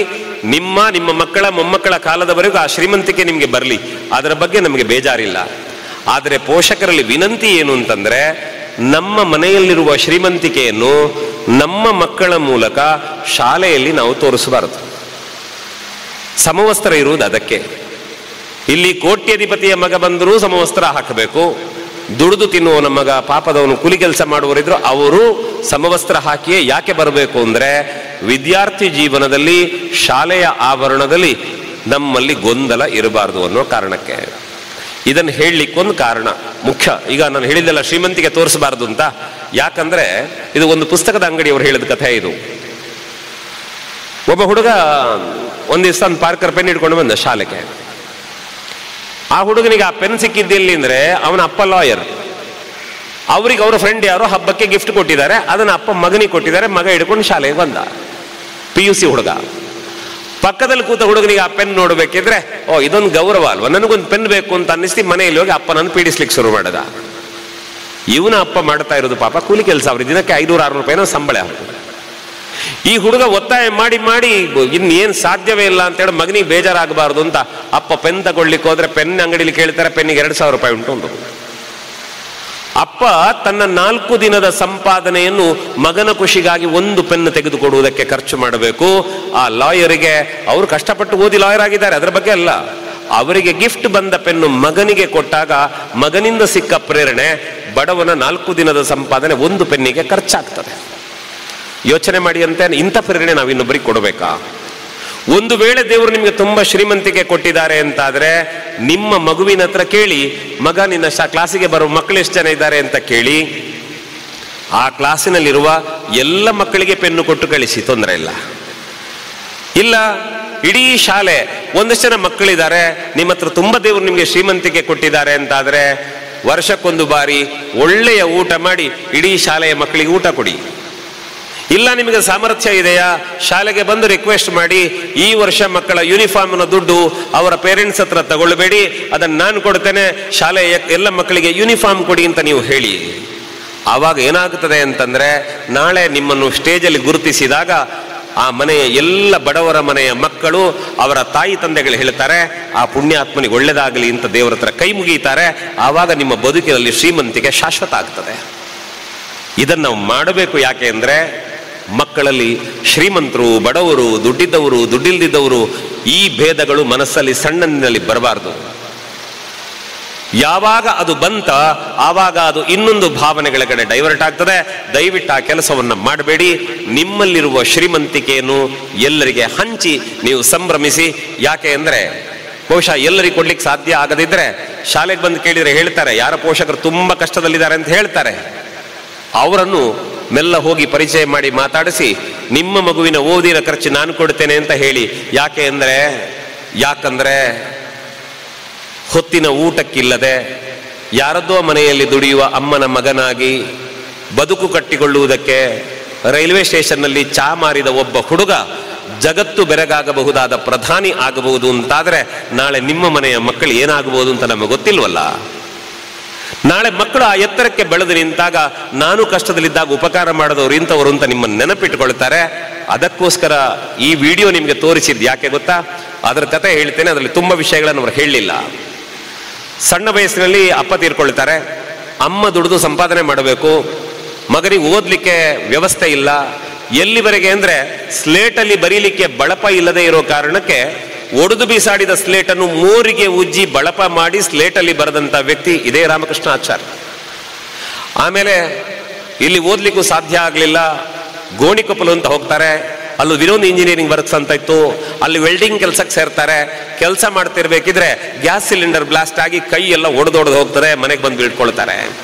ಸರ್ಜರಿ ಮಾಡಿ ಕೈ ಸರಿ ಆಯಿತು, ಮತ್ತೇನೋ ಕೆಲಸ ಮಾಡ್ಲಿಕ್ಕೆ ಹೋಗ್ತಾರೆ. ಮೇಲಿಂದ ಕೆಳಗೆ ಬಿದ್ದು ಮೂಳೆ ಮುರಿತಕ್ಕೊಳಗಾಗಿ ತಿಂಗಳಗಟ್ಟಲೆ ಮನೆಯಲ್ಲಿ ಮಲಗುತ್ತಾರೆ. ಕನಸನ್ನು ಮಾತ್ರ ಕಟ್ಟಿಕೊಂಡದ್ದನ್ನು ಕೈ ಬಿಡಲಿಲ್ಲ. ಮತ್ತೆ ವಾಪಸ್ ಬಂದು ಕೆಲಸ ಮಾಡಿ ಇದೇ ನಮ್ಮ ಮಗ್ಗುಲಲ್ಲಿರುವ ಮೂಡಬಿದ್ರಿಗೆ 1,000 ರೂಪಾಯಿ ದುಡ್ಡು, ಒಂದು ಸೈಕಲ್ ಹಿಡ್ಕೊಂಡು ಮೂಡಬಿದ್ರಿಗೆ ಬರ್ತಾರೆ. ತನ್ನ ಜೊತೆಗೆ ಇನ್ನೊಬ್ಬರನ್ನು ಸೇರಿಸಿಕೊಂಡು ಕೆಲಸ ಮಾಡ್ತಾರೆ. ಭತ್ತ ಬೇಯಿಸುವ ಮೆಷಿನ್ಗಳನ್ನು ರಿಪೇರಿ ಮಾಡುವ ಕೆಲಸ ಮಾಡ್ತಾ ಇದ್ದಂಥವರು ಭತ್ತ ಬೇಯಿಸುವ ಮೆಷಿನ್ಗಳನ್ನು ತಯಾರಿ ಮಾಡುವ ಹಂತಕ್ಕೆ ಯೋಚನೆಯನ್ನು ರೂಪಿಸ್ತಾರೆ. ಸಂಸ್ಥೆಯನ್ನು ಕಟ್ತಾರೆ. SKF ಅನ್ನುವ ಹೆಸರಲ್ಲಿ ಸಂಸ್ಥೆ ಕಟ್ಟಿ ಆ ಸಂಸ್ಥೆಯಲ್ಲಿ ಸಾವಿರಾರು ಜನ ಕೆಲಸ ಮಾಡ್ತಾರೆ.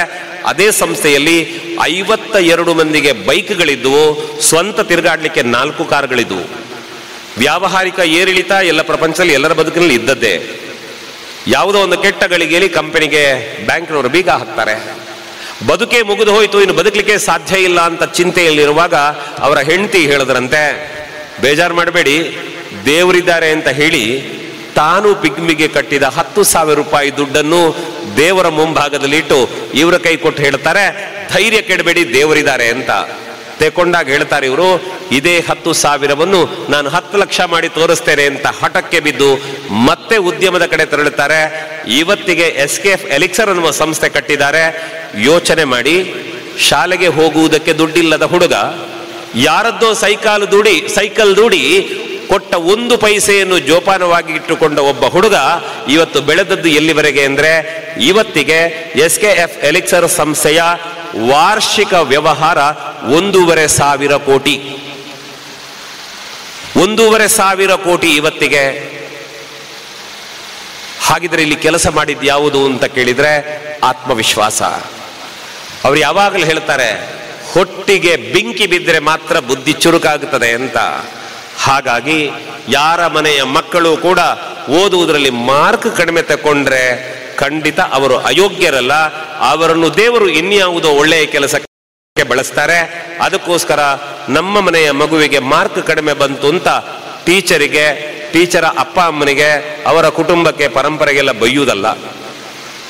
ನಮ್ಮ ಮಕ್ಕಳಿಗೇನೋ ಜೋರು ಮಾಡಿದ್ರು ಅಂತ ಹೇಳಿದ್ರೆ ಭಾರತ ಪಾಕಿಸ್ತಾನ ಯುದ್ಧ ಆದ ಹಾಗೆ ಶಾಲೆ ಕಾಲೇಜಿಗೆ ದಂಡೆತ್ತಿಕೊಂಡು ಬರುವುದಲ್ಲ, ಅದರ ಬದಲಿಗೆ ಮನೆಯಲ್ಲಿ ಬಂದು ಶಾಲೆಗೆ ಬಂದು ಪ್ರೈವೇಟ್ ಆಗಿ ಕೂತ್ಕೊಂಡು ಅವ್ರ ಹತ್ರ ಕೇಳಬೇಕು ಏನು ಮಿಸ್ಟೇಕ್ ಆಗಿದೆ ಅಂತ.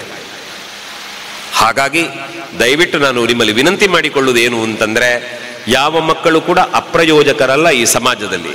ಹಾಗಾಗಿ ಮಕ್ಕಳ ಬಗ್ಗೆ ಕೀಳರಿಮೆ ಬೇಡ. ನಿಮಗಿರುವ ಗೊಂದಲವನ್ನು ಕೇಳುವುದಕ್ಕೆ ಶಾಲೆಯ ಆಡಳಿತ ಮಂಡಳಿ ಇರ್ತದೆ. ಪ್ರೀತಿಯಿಂದ ಬಂದು ಕೇಳಿ, ಸರಿ ತಪ್ಪುಗಳನ್ನು ವಿವೇಚನೆ ಮಾಡಿ. ಯಾಕಂದ್ರೆ ಒಮ್ಮೆ ನನಗೆ ಹಾಗಾಗಿತ್ತು. ನಾನು ಪ್ರೈಮರಿಯಲ್ಲಿ ಓದ್ತಿರ್ಬೇಕಿದ್ರೆ ನಮ್ಮ HM ಹೇಳಿದ್ರು, ಅವ್ರ ಹೊಟ್ಟೆ ತುಂಬ ದೊಡ್ಡದವ್ರದ್ದು. ಅವರು ನೋಡಿದ್ರೆ ಹೆದರ್ತಿದ್ದೆವು, ಹಳದಿ ಅಂಗಿ ಹಾಕೊಂಡು ಬಂದ್ರೆ ಹೊಡಿತಾರೆ ಅಂತ ನಮ್ಮ ನಂಬಿಕೆ ಇತ್ತು ಆವಾಗ. ಒಂದು ದಿವಸ ಬಂದು ಹೇಳಿದ್ರು, ನಿನ್ನ ಅಪ್ಪನನ್ನು ಬರ್ಲಿಕ್ಕೆ ಕೇಳು ಅಂತ. ನನಗೊಳಗೆ ಖುಷಿಯಾದ್ದೇನು ಅಂದ್ರೆ, ನಮ್ಮ ಅಪ್ಪನನ್ನು ಬರ್ಲಿಕ್ಕೆ ಕೇಳಿ ನನ್ನ ಬಗ್ಗೆ ಅಭಿನಂದನಾ ಭಾಷಣ ಮಾಡ್ತಾರೆ ಅಂತ ತಿಳ್ಕೊಂಡಿದ್ದೆ ನಾನು. ಬಂದ್ರು, ಅಪ್ಪ ಬಂದಾಗ ಕೇಳಿದ್ರಂತೆ, ಮಗ ಹೇಗೆ ಓದ್ತಾನೆ ಅಂತ. ಆಗ HM ಹೇಳಿದ್ರ, ಓದುದ್ರಲ್ಲಿ ತುಂಬಾ ಹುಷಾರಿದ್ದಾನೆ, ಅವನ ಹೆಸರು ಮೊದಲುಂಟು ಲಿಸ್ಟಲ್ಲಿ, ಆದ್ರೆ ಆ ಲಿಸ್ಟನ್ನು ನೀವು ಕೆಳಗಿಂದ ಮೇಲೆ ಓದಬೇಕು ಅಂದ್ರಂತೆ. ಆಯ್ತಾ, ನಮ್ಮ ಅವಸ್ಥೆ ಗೊತ್ತಾಯ್ತು. ಆವಾಗ ಅಪ್ಪ ಹೇಳಿದ್ರಂತೆ, ಮಾಸ್ಟ್ರೆ ನೀವು ಹೊಡೀರಿ ಬಡೀರಿ ಕೈಕಾಲು ಮುರಿದಾಕಿ, ಜೀವ ಒಂದು ಉಳಿಲಿ ಅವನದ್ದು, ಮನೆಗೆ ಬೇಕಿದ್ರೆ ಹೊತ್ಕೊಂಡು ಹೋಗ್ತೇನೆ ಅಂದ್ರಂತೆ ನಮ್ಮ ಅಪ್ಪ. ಅಷ್ಟೇ ಬೇಕಿದ್ದದು ನಮ್ಮ HMಗೆ.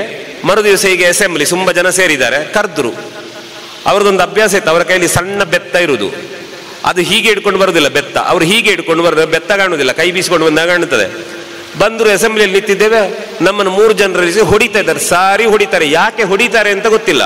ಅದಲ್ಲದೆ ಅವ್ರು ಕಿವಿ ಹಿಡಿದು ಹೀಗೆ ಎಳೆದ್ರೆ ನಮ್ಮ ಮೂತಿ ಹೋಗಿ ಅವ್ರ ಹೊಟ್ಟೆ ಹೊಡೆದು ವಾಪಸ್ ಹೋಗ್ಬೇಕು, ಆ ನಮ್ಮನೆ ಹೊಟ್ಟೆ ಅವ್ರದ್ದು.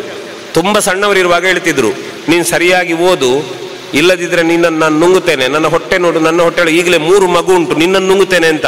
ನಾವು ಸತ್ಯ ಅಂತ ಎಣಿಸಿ ಹೆದರ್ತಿದ್ದೇವೆ ಆಗ. ಸರಿ ಹೊಡಿತಾ ಇದ್ದಾರೆ, ಯಾಕೆ ಅಂತ ಗೊತ್ತಿಲ್ಲ. ಕೊನೆ ಕೇಳಿದ್ರು, ಹೊಡೆದದ್ದು ಯಾಕೆ ಅಂತ ಗೊತ್ತಾಯ್ತಾ? ಇಲ್ಲ. ದೂರ ತೋರಿಸಿ ಕೇಳ್ತಾರೆ, ಅಲ್ಲಿದ್ದ ಪೋಸ್ಟರಿಗೆ ಸೆಗಣಿ ಹಚ್ಚಿದ್ಯಾರು? ನಾವೇ. ಮತ್ತು ಹೊಡೆದ್ರು. ವಿಷಯ ಎಂತ ಅಂದ್ರೆ, ನಾವು ಸಣ್ಣವರಿರುವಾಗ ನಮ್ಮಲ್ಲಿ ನಮ್ಮ ಮನೆಯ ಹಿರಿಯರೆಲ್ಲ ಓಟ್ ಹಾಕುವವರು ಹೇಳುದು, ನಮ್ಮದು ಈ ಸಲ ಕೈ ಅಂತ. ಆ ಕೈ ನೋಡಿದ ತಕ್ಷಣ ನಮ್ಗೆ ಎಣಿಸುವುದು ಕಮಲದ ಹೂ ಮತ್ತೆ ಚಕ್ರ ನಮ್ಮ ಶತ್ರುಗಳು ಅಂತ. ಮತ್ತೆ ಸ್ವಲ್ಪ ಸಮಯ ನಮ್ಮಲ್ಲಿ ಕಮಲದ ಹೂ ಅಂತ ಹೇಳಲಿಕ್ಕೆ ಶುರು ಮಾಡಿದ್ರು. ಆಗ ಕೈ ಮತ್ತೆ ಚಕ್ರ ನಮ್ಮ ವಿರೋಧ ಅಂತ ಕಾಣ್ಲಿಕ್ಕೆ ಶುರುವಾಯಿತು. ಕೊನೆಗೆ ಹೋಗುವಾಗ ಇಲ್ಲ, ಅಮರನಾಥ್ ಶೆಟ್ಟರು ಪಕ್ಕದಲ್ಲಿದ್ದಾರೆ, ನಮ್ಮದು ಚಕ್ರ ಅಂದ್ರು. ಆಗ ಕೈ ಮತ್ತೆ ಹೂ ವಿರೋಧ ಅಂತ ನಮ್ಗೆ ಕಾಣುದು. ಇದಕ್ಕೆ ಪ್ರತೀಕಾರ ಹೇಗೆ? ನಮ್ಮದು ಓಟ್ ಹಾಕ್ಲಿಕ್ಕೆ ಅಧಿಕಾರ ಇಲ್ಲಲ್ಲ. ರಸ್ತೆ ಬದಿಯಲ್ಲಿ ಪೋಸ್ಟರ್ ನೋಡುವಾಗ ಮನೆಯಲ್ಲಿ ಹೇಳಿದ್ದನ್ನು ಬಿಟ್ಟು ಬೇರೆ ಯಾವುದುಂಟು ಅದರ ಮೂತಿ ಹರಿಯುವುದು, ಮನೆಯಿಂದ ಮಸಿ ತೆಕೊಂಡೋಗಿ ವಿಕಾರ ಮಾಡುವುದು, ಅದಕ್ಕೆ ಸೆಗಣಿ ಬಾಚಿ ಹೊಡೆಯುವುದು, ಉಗಿಯುವುದು, ಇದನ್ನೆಲ್ಲ ಮಾಡ್ತಿದ್ದದ್ದು ನಾವು. ಇದು ಮಾಸಿ ಗೊತ್ತಾ, ಸರಿ ಹೊಡೆದ್ರು. ಆವತ್ತಿಗೆ ಕೊನೆ. ನಾವಿವತ್ತು ಯಾವ ಬ್ಯಾನರೂ ಹರಿಯುವುದಿಲ್ಲ, ಯಾವ ಪೋಸ್ಟರಿಗೆ ಮಸಿಗೆರೆ ಹಾಕೋ ಪ್ರಶ್ನೆಯೂ ಇಲ್ಲ. ಅಂದರೆ ಶಾಲೆಯಲ್ಲಿ ನಮ್ಮ ಮಕ್ಕಳಿಗೆ ಕೊಡುವ ಶಿಕ್ಷೆ ಅವರಿಗೆ ಒಳ್ಳೆಯ ಭವಿಷ್ಯತ್ತನ್ನು ರೂಪಿಸ್ತದೆ. ಇವತ್ತಿಗೆ ನನ್ನಲ್ಲಿರುವಂತಹ 100 ಪುಸ್ತಕಗಳಿಗೆ ಯಾವುದಕ್ಕೂ ಮೂಲೆಯಲ್ಲಿ ಕಿವಿ ಬರಲಿಲ್ಲ. ಯಾಕಂದ್ರೆ ಶಾಲೆಗೆ ಹೋಗುವಾಗ ಪಾಠ ಪುಸ್ತಕಕ್ಕೆ ಕಿವಿ ಬಂದದ್ದಕ್ಕೆ ನಮ್ಮ HM ನನ್ನನ್ನು ಕಿವಿಯಲ್ಲಿ ಹಿಡಿದು ಎತ್ತಿದ್ದಾರೆ. ಅಸೆಂಬ್ಲಿಯಲ್ಲಿ ಕೇಳಿದ್ರು, ಪುಸ್ತಕಕ್ಕೆ ಕಿವಿ ಉಂಟಲ್ಲ, ನಿನ್ಗೆ ಕಿವಿ ಯಾಕೆ ಅಂತ. ಇವತ್ತಿಗೆ ನನ್ನ ಪುಸ್ತಕಗಳಿಗೆ ಕಿವಿ ಇಲ್ಲ, ಆದರೆ ನನ್ನ ಪುಸ್ತಕ ನನ್ನ ಜೊತೆ ಮಾತಾಡುತ್ತದೆ ಅನ್ನುವಷ್ಟು ಪುಸ್ತಕ ಪ್ರೀತಿ ನನ್ನ ಹತ್ರ ಇವತ್ತು ಜಾಗೃತ ಆಗಲಿಕ್ಕೆ ಕಾರಣ ಆವತ್ತವರು ಕಿವಿಯಲ್ಲಿ ಹಿಡಿದು ನೇತಾಡಿಸಿದ್ದು. ಒಂದು ದಿವಸ ತಮಾಷೆ ನಡೆದಿತ್ತು. ಈ ಭಾಗ್ಯ ಎಲ್ಲ ನಮಗೆ ಹುಡುಗರಿಗೆ ಮಾತ್ರ, ಹೆಣ್ಮಕ್ಳಿಗೆ ಈ ಶಿಕ್ಷೆ ಇಲ್ಲ. ಅವಾಗ ನಮ್ಮನ್ನ ಅಸೆಂಬ್ಲಿಯಲ್ಲಿ ನಿಲ್ಲಿಸಿ ಇರುವುದೇ ಹರಿದೋದ ಅಂಗಿ. ಆಮೇಲೆ ಕರೆದು ಒಂದು ದಿವಸ ಬಟನ್ ಬಿಚ್ಚುತ್ತಾ ಇದ್ದಾರೆ. ಇನ್ನು ತೆಗೆದ್ರೆ ಅಸ್ಥಿಪಂಜರವೇ ಇರುವುದು ಅದರೊಳಗೆ. ಇವರು ಬಟನ್ ಬಿಚ್ಚ ಎಲ್ಲರೂ ಇದ್ರು. ನಾವು ಈಗ ಮುಖ ಮುಖ ನೋಡಿದ್ರೆ, ನಿನ್ನ ಪುಸ್ತಕಕ್ಕೆ ಅಂಗಿ ಇಲ್ಲಲ್ಲ, ನಿನಗೆ ಅಂಗಿ ಯಾಕೆ ಅಂತಾರೆ, ಪುಸ್ತಕಕ್ಕೆ ಬೈಂಡ್ ಹಾಕದಿದ್ದಕ್ಕೆ. ಅಂದ್ರೆ ಇದು ನಿಮ್ಮ ಮುಂದೆ ಇಷ್ಟು ತಮಾಷೆಯಾಗಿ ಆದ್ರೂ ನಾನು ಯಾಕೆ ಹೇಳ್ತೇನೆ ಅಂದ್ರೆ, ಇವತ್ತಿಗೆ ಬಂದು ನೋಡಿ, ನನ್ನ 22 ವರ್ಷ ಹಿಂದಿನ ಪುಸ್ತಕ ಇವತ್ತಿಗೂ ಹೊಸ ಪುಸ್ತಕದಾಗೆ ಆವತ್ತು ಹಾಕಿದ ಬೈಂಡಿನ ಜೊತೆ ಇವತ್ತಿಗೂ ಚೆನ್ನಾಗಿದೆ. ಇದೆಲ್ಲ ಸಾಧ್ಯವಾದದ್ದು ಎಲ್ಲಿ ಅಂದ್ರೆ, ಶಾಲೆಯಲ್ಲಿ ಕೊಡುವ ಶಿಕ್ಷೆಯಿಂದ. ಇವತ್ತು ನಾವು ಮಕ್ಕಳು ತಪ್ಪು ಮಾಡಿದಾಗ ಶಿಕ್ಷೆ ಕೊಟ್ಟು ಅವರನ್ನು ತಿದ್ದದೆ ಹೋದರೆ, ನಾಳೆ ನಮ್ಮ ಬದುಕೆ ನಮಗೆ ಶಿಕ್ಷೆ ಆಗುವಾಗ ಅವರು ನಮ್ಮ ಜೊತೆಗೆ ನಿಲ್ಲುವುದಿಲ್ಲ. ಹಾಗಾಗಿ ದಯವಿಟ್ಟು ಶಾಲೆಯಲ್ಲಿ ಯಾವುದೇ ಶಿಕ್ಷೆ ಕೊಡ್ತಾರೆ ಮಕ್ಕಳಿಗೆ ಅಂತ ಗೊತ್ತಾದರೆ ಅದರ ಬಗ್ಗೆ ಬಂದು ಮಾತಾಡಿ. ಮತ್ತೆ ಕಟ್ಟ ಕಡೆಯ ವಿನಂತಿ ಏನು ಅಂದರೆ, ಯಾವ ಪೋಷಕರು ಕೂಡ ನಿಮ್ಮ ಮಕ್ಕಳ ಎದುರುಗಡೆ ನಿಮ್ಮ ಮಕ್ಕಳ ಟೀಚರ್ಗಳಿಗೆ ಬೈಬೇಡಿ. ನಿಮಗೆ ಅವ್ರ ಮೇಲೆ ಸಿಟ್ಟು ಬರ್ಬೋದು, ತಪ್ಪಲ್ಲ, ಸಹಜ, ಸಿಟ್ಟು ಬರ್ತದೆ. ಟೀಚರಿಗೋ ಮಾಸಿಗೋ ಶಾಲೆ ಕಟ್ಟಿದವರಿಗೋ ಏಕವಚನದಲ್ಲಿ ಬೈಯುವುದು, ಅವಳು ಯಾವಳು ಅಂತ ಹೇಳು ದಯವಿಟ್ಟು ಮಾಡಬೇಡಿ. ಯಾಕೆ ಅಂದರೆ, ನೀವು ಅದನ್ನು ಹೇಳಿದರೆ ಮಕ್ಕಳಿಗೆ ಶಾಲೆಯಲ್ಲಿ ಟೀಚರ್ ನಾಳೆ ಅದೇ ಆಗಿ ಕಾಣುತ್ತಾರೆ. ದಯವಿಟ್ಟು ಆ ಕೆಲಸವನ್ನು ನೀವು ಮಾಡಬಾರದು. ಇದೊಂದು ನಿಮ್ಮಲ್ಲಿ ಪ್ರೀತಿಪೂರ್ವಕ ಕೇಳಿಕೆ. ಮತ್ತೆ ಯಾವತ್ತು ಅವರನ್ನು ಗೌರವಿಸುವುದಕ್ಕೆ ಹೇಳಿಕೊಡಿ. ಅವರಿಂದ ತಪ್ಪಾದರೆ ಹೇಳಿ, ಇಲ್ಲ ಮಗ ನಾನು ನಿನಗೆ ಬೈತೇನಲ್ಲ, ಹಾಗೆ ಟೀಚರ್ ಬೈದಿರ್ಬೋದು ಅಂತ ಹೇಳಿ ಅಷ್ಟೇ. ಅದು ಬಿಟ್ಟರೆ ನೀವು ಶಾಲೆಗೆ ಬಂದು ಕೇಳಿ ಏನು ತಪ್ಪಾಗಿದೆ ಅಂತ. ಇದನ್ನು ನಿಮ್ಮ ಮುಂದೆ ಹೇಳಲಿಕ್ಕೆ ಕಾರಣ ಏನು ಗೊತ್ತಾ? ಇಲ್ಲೇ ಪಕ್ಕದಲ್ಲಿ ಮಣಿಪಾಲದಲ್ಲಿ ಒಂದು ಕಾಲೇಜಲ್ಲಿ ಒಬ್ಬಳು ಹುಡುಗಿ, ಕಾಲೇಜಿಗೆ ಹೋಗೋ ಹುಡುಗಿ, ನಮಗೆಲ್ಲ ಗೊತ್ತಲ್ಲ, 10-18 ವಯಸ್ಸಿನ ಹೆಣ್ಮಕ್ಳೆಲ್ಲ ಚಲ್ಲಾಪಿಲಿರು ಚಂದ ಅಲ್ಲ, ಹುಡುಗರ ಜೊತೆ ತುಂಬ ಸಲುಗೆಯಲ್ಲಿದ್ದವಳು. ಅದನ್ನು ನೋಡಿದಾಗ ಒಬ್ಬರು ಲೆಕ್ಚರರ್ ಏನು ಮಾಡಿದ್ರು, ಹೇಳಿ ಕಳಿಸಿದ್ರಂತೆ, ನೋಡಿ ಹುಡುಗಿ ಸ್ವಲ್ಪ ಏನೋ ತಂಟೆ ಮಾಡ್ತಾಳೆ, ಬಸ್ಸಲ್ಲೆಲ್ಲ ನಡವಳಿಕೆ ಸರಿ ಇಲ್ಲ, ಸ್ವಲ್ಪ ಹೇಳಿ ಅಂತ. ಅಮ್ಮನಿಗೂ ವಿಷಯ ಸಿಕ್ತು. ಅಮ್ಮ ಕೇಳಿದ್ರಂತೆ, ಮಗ ನಿನ್ನ ಬಗ್ಗೆ ಕಂಪ್ಲೇಂಟ್ ಬಂತ, ಹೌದಾ ಅಂತ. ಈ ಹುಡುಗಿ ಎಷ್ಟು ಜೋರಿದ್ದಾಳೆ ಅಂದರೆ, ಅಲ್ಲ ನಮ್ಮಲ್ಲಿ ಉಂಟಲ್ಲ ಈಗ ಮಗಳ ಕೋಣೆ, ಮಗಳಿಗೊಂದು ಮೊಬೈಲು, ಅವಳು ಕೋಣೆಯಲ್ಲಿ ಚಿಲ್ಕ ಇಟ್ಕೊಂಡು ಓದುದು ಎಂತ ಗೊತ್ತಿಲ್ಲ, ಮಗಳ ಕೋಣೆಯಲ್ಲಿದ್ಲು. ಅಮ್ಮ ಕರೆದ್ರು, ಕೇಳಿದ ತಕ್ಷಣ ಶುರುವಾಯಿತು ಇವಳಿದು ರೌದ್ರಾವತಾರ. ಒಂದು ಸಣ್ಣ ಗಾಜಿನ ಬಳೆ ತೆಕೊಂಡು ಕೈಗೀರಿ ರಕ್ತ ತಲೆ ಕೂದಲು ಚೆಲ್ಲಿಕೊಂಡು ಕೈಯಲ್ಲಿ ಒಂದು ಚೂರಿ ಹಿಡ್ಕೊಂಡೇ ಬಂದಿದ್ದಾಳೆ. ಇನ್ನು ಬೈದ್ರೆ ನಾನು ಹಾಕೊಳ್ತೇನೆ ಅಂತ ಹೇಳಲಿಕ್ಕೆ ಅಮ್ಮನಿಗೆ ಹೆದರಿಕೆ ಆಯ್ತು. ಇಲ್ಲ ಮಗ ಹಾಗೇನಿಲ್ಲ, ಶಾಲೆಗೆ ಮಾತಾಡುವ ಅಂತ ಕರ್ಕೊಂಡೋದ್ರು. ಹೋಗಿ ಲೆಕ್ಚರರ್ ಎದುರು ಬಂದರೆ ಈ ತಾಯಿ ಕೇಳುದಂತೆ, ಯಾವಳವಳು ನನ್ನ ಮಗಳಿಗೆ ಮಾತಾಡಿದವಳು ಅಂತ, ಯಾವಳವಳು ಅಂತ. ಯೋಚನೆ ಮಾಡಿ, ಇವಳ ಮಗಳು ಅನ್ಯಾಯ ಅನಾಚಾರ ಮಾಡಬಹುದು, ವರ್ಷಗಟ್ಟಲೆ ಓದಿ, ಯಾರೋ ಬಡವನ ಮನೆಯ ಮಗಳು ಓದಿ ಕಷ್ಟಪಟ್ಟು ಟೀಚರ್ ಆಗಿ ಲೆಕ್ಚರರ್ ಆಗಿ ಕಾಲೇಜಲ್ಲಿ ಪಾಠ ಮಾಡ್ತಾ ಇರುವ ಒಬ್ಬಾಕೆ ಹೆಣ್ಣು ಮಗಳನ್ನು ಇವಳು ಬಂದು ಕೇಳ್ತಾಳ ಯಾವಳವಳು ಅಂತ. ನಾಳೆ ಇವಳ ಮಗಳಿಗೆ ಇನ್ನೊಬ್ರು ಮಾತಾಡಿದ್ರೆ ಹೇಗಾಗ್ತದೆ? ಅದರರ್ಥ ಶಿಕ್ಷಕರಲ್ಲೇನು ಸ್ವರ್ಗದಿಂದ ಇಳಿದು ಬಂದವರಲ್ಲ. ಅಂದಮೇಲೆ ನಮಗೆ ಯಾಕೆ ಅವ್ರ ಬಗ್ಗೆ ಅಂತ ತಾತ್ಸಾರ ಭಾವನೆ? ಹಾಗಾಗಿ ಯಾವತ್ತೂ ಶಿಕ್ಷಕರ ಬಗ್ಗೆ ನಿಕೃಷ್ಟವಾದ ಭಾವನೆಗಳು ಬೇಡ. ಮತ್ತೆ ಇವತ್ತು ಇಡೀ ಸಮುದಾಯದಲ್ಲಿ ನಾವು ನೋಡ್ತಾ ಇದ್ದೇವೆ ಧಾರ್ಮಿಕವಾದ ಸಂಘರ್ಷ. ಈಗಾಗಲೇ ಅದರ ಬಗ್ಗೆ ಮಾತಾಡಿದ್ದೇನೆ. ಆ ಬಗ್ಗೆ ಮಕ್ಕಳಲ್ಲಿ ಜಾಗೃತಿ ಮೂಡಿಸಿ. ಬಹುಶಃ ಇಲ್ಲಿ ಮುಸಲ್ಮಾನ ಬಂಧುಗಳು ಇದ್ದಿದ್ರಿಂದ ನಾನು ಒಂದು ಕತೆ ಹೇಳಬೇಕು. ಮೊನ್ನೆ ಕಾಪುವಿನ ಒಂದು ಕಾಲೇಜಲ್ಲಿ ಮಾತಾಡಿದ್ದೆ ನಾನು. ಆ ತಾಯಿ ಹೊರಡಬೇಕಿದ್ರೆ ಬಂದು ಕಣ್ಣೀರು ಹಾಕೊಂಡು ಕೈ ಮುಗಿದು ಹೇಳ್ತಾರೆ, ಸರ್ ಇಷ್ಟು ದಿವಸ ಮಾತು ಬೆಳ್ಳಿ ಮೌನ ಬಂಗಾರ ಅಂತ ಹೇಳ್ತಿದ್ರು ಸರ್, ಇವತ್ತು ನಿಮ್ಮ ಮಾತು ಬಂಗಾರ ಆಯಿತು ಅಂತ ಅವ್ರು ಕಣ್ಣೀರು ಹಾಕಿದ್ರು. ನಾನು ಯೋಚನೆ ಮಾಡಿದೆ, ಅವರ ಕಣ್ಣು ತೇವಗೊಂಡಾಗ ಕಾಣಿಸಿಬಿಟ್ರೆ ಬುರ್ಕ ಹಾಕಿದ್ರಿಂದ ಇಳಿದ ಕಣ್ಣೀರು ಕಾಣಿಸಲಿಲ್ಲ, ಆದರೆ ಕಣ್ಣಲ್ಲಿ ನೀರು ತುಂಬಿದ್ದನ್ನು ನೋಡಿದೆ ನಾನು. ಯಾಕೆ ಗೊತ್ತಾ? ಅವರ ಯಜಮಾನರು ಕೇಳಿದರೆ ಫಾರಿನಲ್ಲಿ ಇದ್ದಾರಂತೆ. ಅವರು ಅಲ್ಲಿ ಸಂಪಾದನೆ ಮಾಡಿ ಊರಿನಲ್ಲಿ ಹೆಂಡತಿ ಮಕ್ಕಳಿದ್ದಾರೆ ಅಂತ ಇಲ್ಲಿ ದುಡ್ಡು ಕಳಿಸೋದು. ಇಲ್ಲಿ ಮಗ ಅಮ್ಮ ಹೇಳಿದ್ದನ್ನು ಕೇಳೋದಿಲ್ಲ. ಊರಿನವರೆಲ್ಲ ಬಂದು ಅಮ್ಮನಿಗೆ ಬೈತಿದ್ದಾರೆ. ಅಮ್ಮ ಏನು ಮಾಡಬೇಕು? ಯಾವ ಜಾತಿಯವರಾದ್ರಾಗ್ಲಿ ಈ ದೇಶ ಬಿಟ್ಟು ಪರದೇಶಕ್ಕೆ ಸಂಪಾದನೆಗೆ ಹೋಗಿದ್ದಾರೆ ಅಂದರೆ ಆ ದೇಶದ ಮಹಾರಾಜ ಇವರಿಗೆ ಅರಮನೆ ಕಟ್ಟಿ ಕೊಟ್ಟು ಕೂರಿಸೋದಿಲ್ಲ. ಅಲ್ಲಿ ಇವರು ಹೋಗಿ ಬೆವರು ಸುರಿಸಿ ದುಡಿದ್ರೆ ಮಾತ್ರ ಸಂಪಾದನೆ ಆಗುತ್ತದೆ. ಕಷ್ಟಪಟ್ಟು 4 ಕಾಸು ಸಂಪಾದನೆ ಮಾಡಿ ಹೆಂಡತಿ ಮಕ್ಕಳು ಊರಲ್ಲಿ ಆರಾಮ ಇರಲಿ ಅಂತ ಕಳಿಸಿದ್ರೆ ಈ ಮಕ್ಕಳು ಹೇಳಿದ್ದು ಕೇಳದೇ ಇದ್ರೆ ತಾಯಿ ಏನು ಮಾಡಬೇಕು? ಹಾಗಿದ್ರೆ ಈ ಯೋಚನೆಗಳು ನಮಗೆ ಈಗ ಎಚ್ಚರ ಆಗಿ ಬಾಲ್ಯದಿಂದ ಮಕ್ಕಳನ್ನು ತಿದ್ದುತ್ತಾ ಇನ್ನೊಂದು ಧರ್ಮದ ಸಹಿಷ್ಣುತೆಯ ಬಗೆಗೆ ನಾವು ಪಾಠ ಮಾಡಿದ್ರೆ ಬಹುಶಃ ಇಂಥ ವಾತಾವರಣ ಸ್ವಲ್ಪ ಮಟ್ಟಿಗೆ ತಿಳಿಯಾಗಬಹುದು ಅಂತ ನನಗನ್ನಿಸ್ತದೆ. ಯಾಕೆಂದರೆ ಇವತ್ತಿನವರೆಗೆ ನನ್ನ ಬದುಕಿನಲ್ಲಿ ಜಾತಿ ಮತದ ಹೆಸರಿನಲ್ಲಿ ಸಂಘರ್ಷ ಮಾಡಿದವರಲ್ಲ, ಜಾತಿ ಧರ್ಮದ ಹೆಸರಿನಲ್ಲಿ ನಾವು ಕಚ್ಚಾಡಿದವರಲ್ಲ. ನಮ್ಮ ತಪ್ಪುಗಳನ್ನು ಅವರು ಹೇಳಿದರೆ ಒಪ್ಪಿ ತಿದ್ದಿಕೊಂಡಿದ್ದೇವೆ, ಇನ್ನೊಬ್ಬರ ತಪ್ಪುಗಳನ್ನು ನೇರವಾಗಿ ಹೇಳಿದ್ದೇವೆ. ಇವತ್ತಿಗೂ ಬಾಲ್ಯದ ನೆನಪುಗಳನ್ನೇ ಇಟ್ಟುಕೊಂಡು ನಾವು ಎಲ್ಲೋ ಬದುಕಿದ್ರೆ ನನ್ನ ಜೊತೆ ಓದಿದ ಕ್ರೈಸ್ತ ಸಮುದಾಯದ ಮಕ್ಕಳು ಇವತ್ತು ನಮ್ಮನ್ನು ಮಾತಾಡಿಸಿಕೊಂಡು ನಾವು ಚೆನ್ನಾಗಿದ್ದೇವೆ. ಎಲ್ಲೋ ಜೈನ ಸಮುದಾಯದ ಹೆಣ್ಮಗಳು ನಾವು ನಮ್ಮ ಜೊತೆಗೆ ಓದಿದಂಥ ವಿದ್ಯಾರ್ಥಿಗಳು ಅಂದರೆ ಇವತ್ತಿಗೆ ನನ್ನ ಒಡ ಹುಟ್ಟಿದ ಅಕ್ಕನ ಜಾಗದಲ್ಲಿ ನಿಂತು ಅವಳು ನಮ್ಮನ್ನು ತಿದ್ದುತ್ತಾಳೆ, ಮಾತನಾಡಿಸ್ತಾಳೆ. ಅಂದರೆ ನಾನು ಹೇಳ್ತಾ ಇರೋದು ಸಂಬಂಧಗಳ ಚೆಲುವಿಕೆ ಇರುವುದು ಇನ್ನೊಬ್ಬರ ಶ್ರೇಷ್ಠ ವ್ಯಕ್ತಿತ್ವವನ್ನು ಅರ್ಥೈಸಿಕೊಳ್ಳುವುದರಿಂದ. ಹಾಗಾಗಿ ನಮ್ಮ ಮಕ್ಕಳಿಗೆ ಹೇಳಬೇಕು, ಮಗ ತುಂಬ ಜಾತ್ರೆ ಬರ್ತಾ ಉಂಟು, ಯಾರೋ ಒಂದು ವರ್ಷನ ಖುಷಿಯಲ್ಲಿ ಬರ್ತಾ ಇದ್ರೆ ಸಾಧ್ಯ ಆದರೆ ಮಕ್ಕಳವರಿಗೆ ಬಾಯಾರಿಕೆಗೆ ಕೊಡಿ. ಅಲ್ಲ ನಿಮಗೆ ದೊಡ್ಡ ಮನಸ್ಸಿದ್ರೆ ದಾರಿ ಬದಿಯಲ್ಲಿ ನಿಂತು ಹೂವಿನ ಎಸಳು ಹಾಕಿ ಸ್ವಾಗತ ಮಾಡಿ ಅಂತ ಹೇಳಬೇಕೇ ವಿನ ನಮ್ಮ ಮಕ್ಕಳು ಜಾತ್ರೆಗೆ ಕಲ್ಲು ಹೊಡೆದ್ರೆ ನಾವು ಚಪ್ಪಾಳೆ ತಟ್ಟಬಾರದು. ಯಾಕೆ ಅಂದರೆ ಸರ್ವಧರ್ಮ ಸಮನ್ವಯದ ಪಾವನ ಭೂಮಿ ಭಾರತ. ನನ್ನ ಮಾತು ಮುಗಿಸ್ತೇನೆ. ಕಟ್ಟ ಕಡೆಗೆ ನಾನು ಹೇಳಬೇಕಾದ ತಾಯಿ ಭಾರತೀಯ ಬಗೆಗೆ. ಬಹುಶಃ ಎಲ್ಲ ಮತಧರ್ಮದ ಬಂಧುಗಳು ಇಲ್ಲಿ ಮಕ್ಕಳನ್ನು ಕಳಿಸಿದ್ದೀರಿ. ನಾನು ಪ್ರಾರ್ಥಿಸುವುದಿಷ್ಟೇ, ಹಿಂದೂ ಸಮುದಾಯದಲ್ಲಿ ಹುಟ್ಟಿದ ಪ್ರತಿಯೊಬ್ಬ ಮಗು ಸ್ವಾಮಿ ವಿವೇಕಾನಂದರಾಗಬೇಕು, ರಾಮಕೃಷ್ಣ ಪರಮಹಂಸರಾಗಬೇಕು, ಸ್ವಾಮಿ ರಾಮಾನಂದರಾಗಬೇಕು, ಅಲ್ಲ ಶೃಂಗೇರಿಯ ಜಗದ್ಗುರು ಆಗಬೇಕು, ಅಷ್ಟಮಠಗಳ ಯತಿ ಆಗಬೇಕು, ಅಲ್ಲ ಈ ನೆಲದಲ್ಲಿ ಗೊಮ್ಮಟರನ್ನು ಕೆತ್ತಿ ನಿಲ್ಲಿಸಿದಂತಹ ಶಿಲ್ಪಿ ಆಗಬೇಕು, ಅಲ್ಲ ಅಯೋಧ್ಯೆಯ ರಾಮನನ್ನು ಕೆತ್ತಿದಂತಹ ಅರುಣ್ ಯೋಗಿರಾಜ ಆಗಬೇಕು.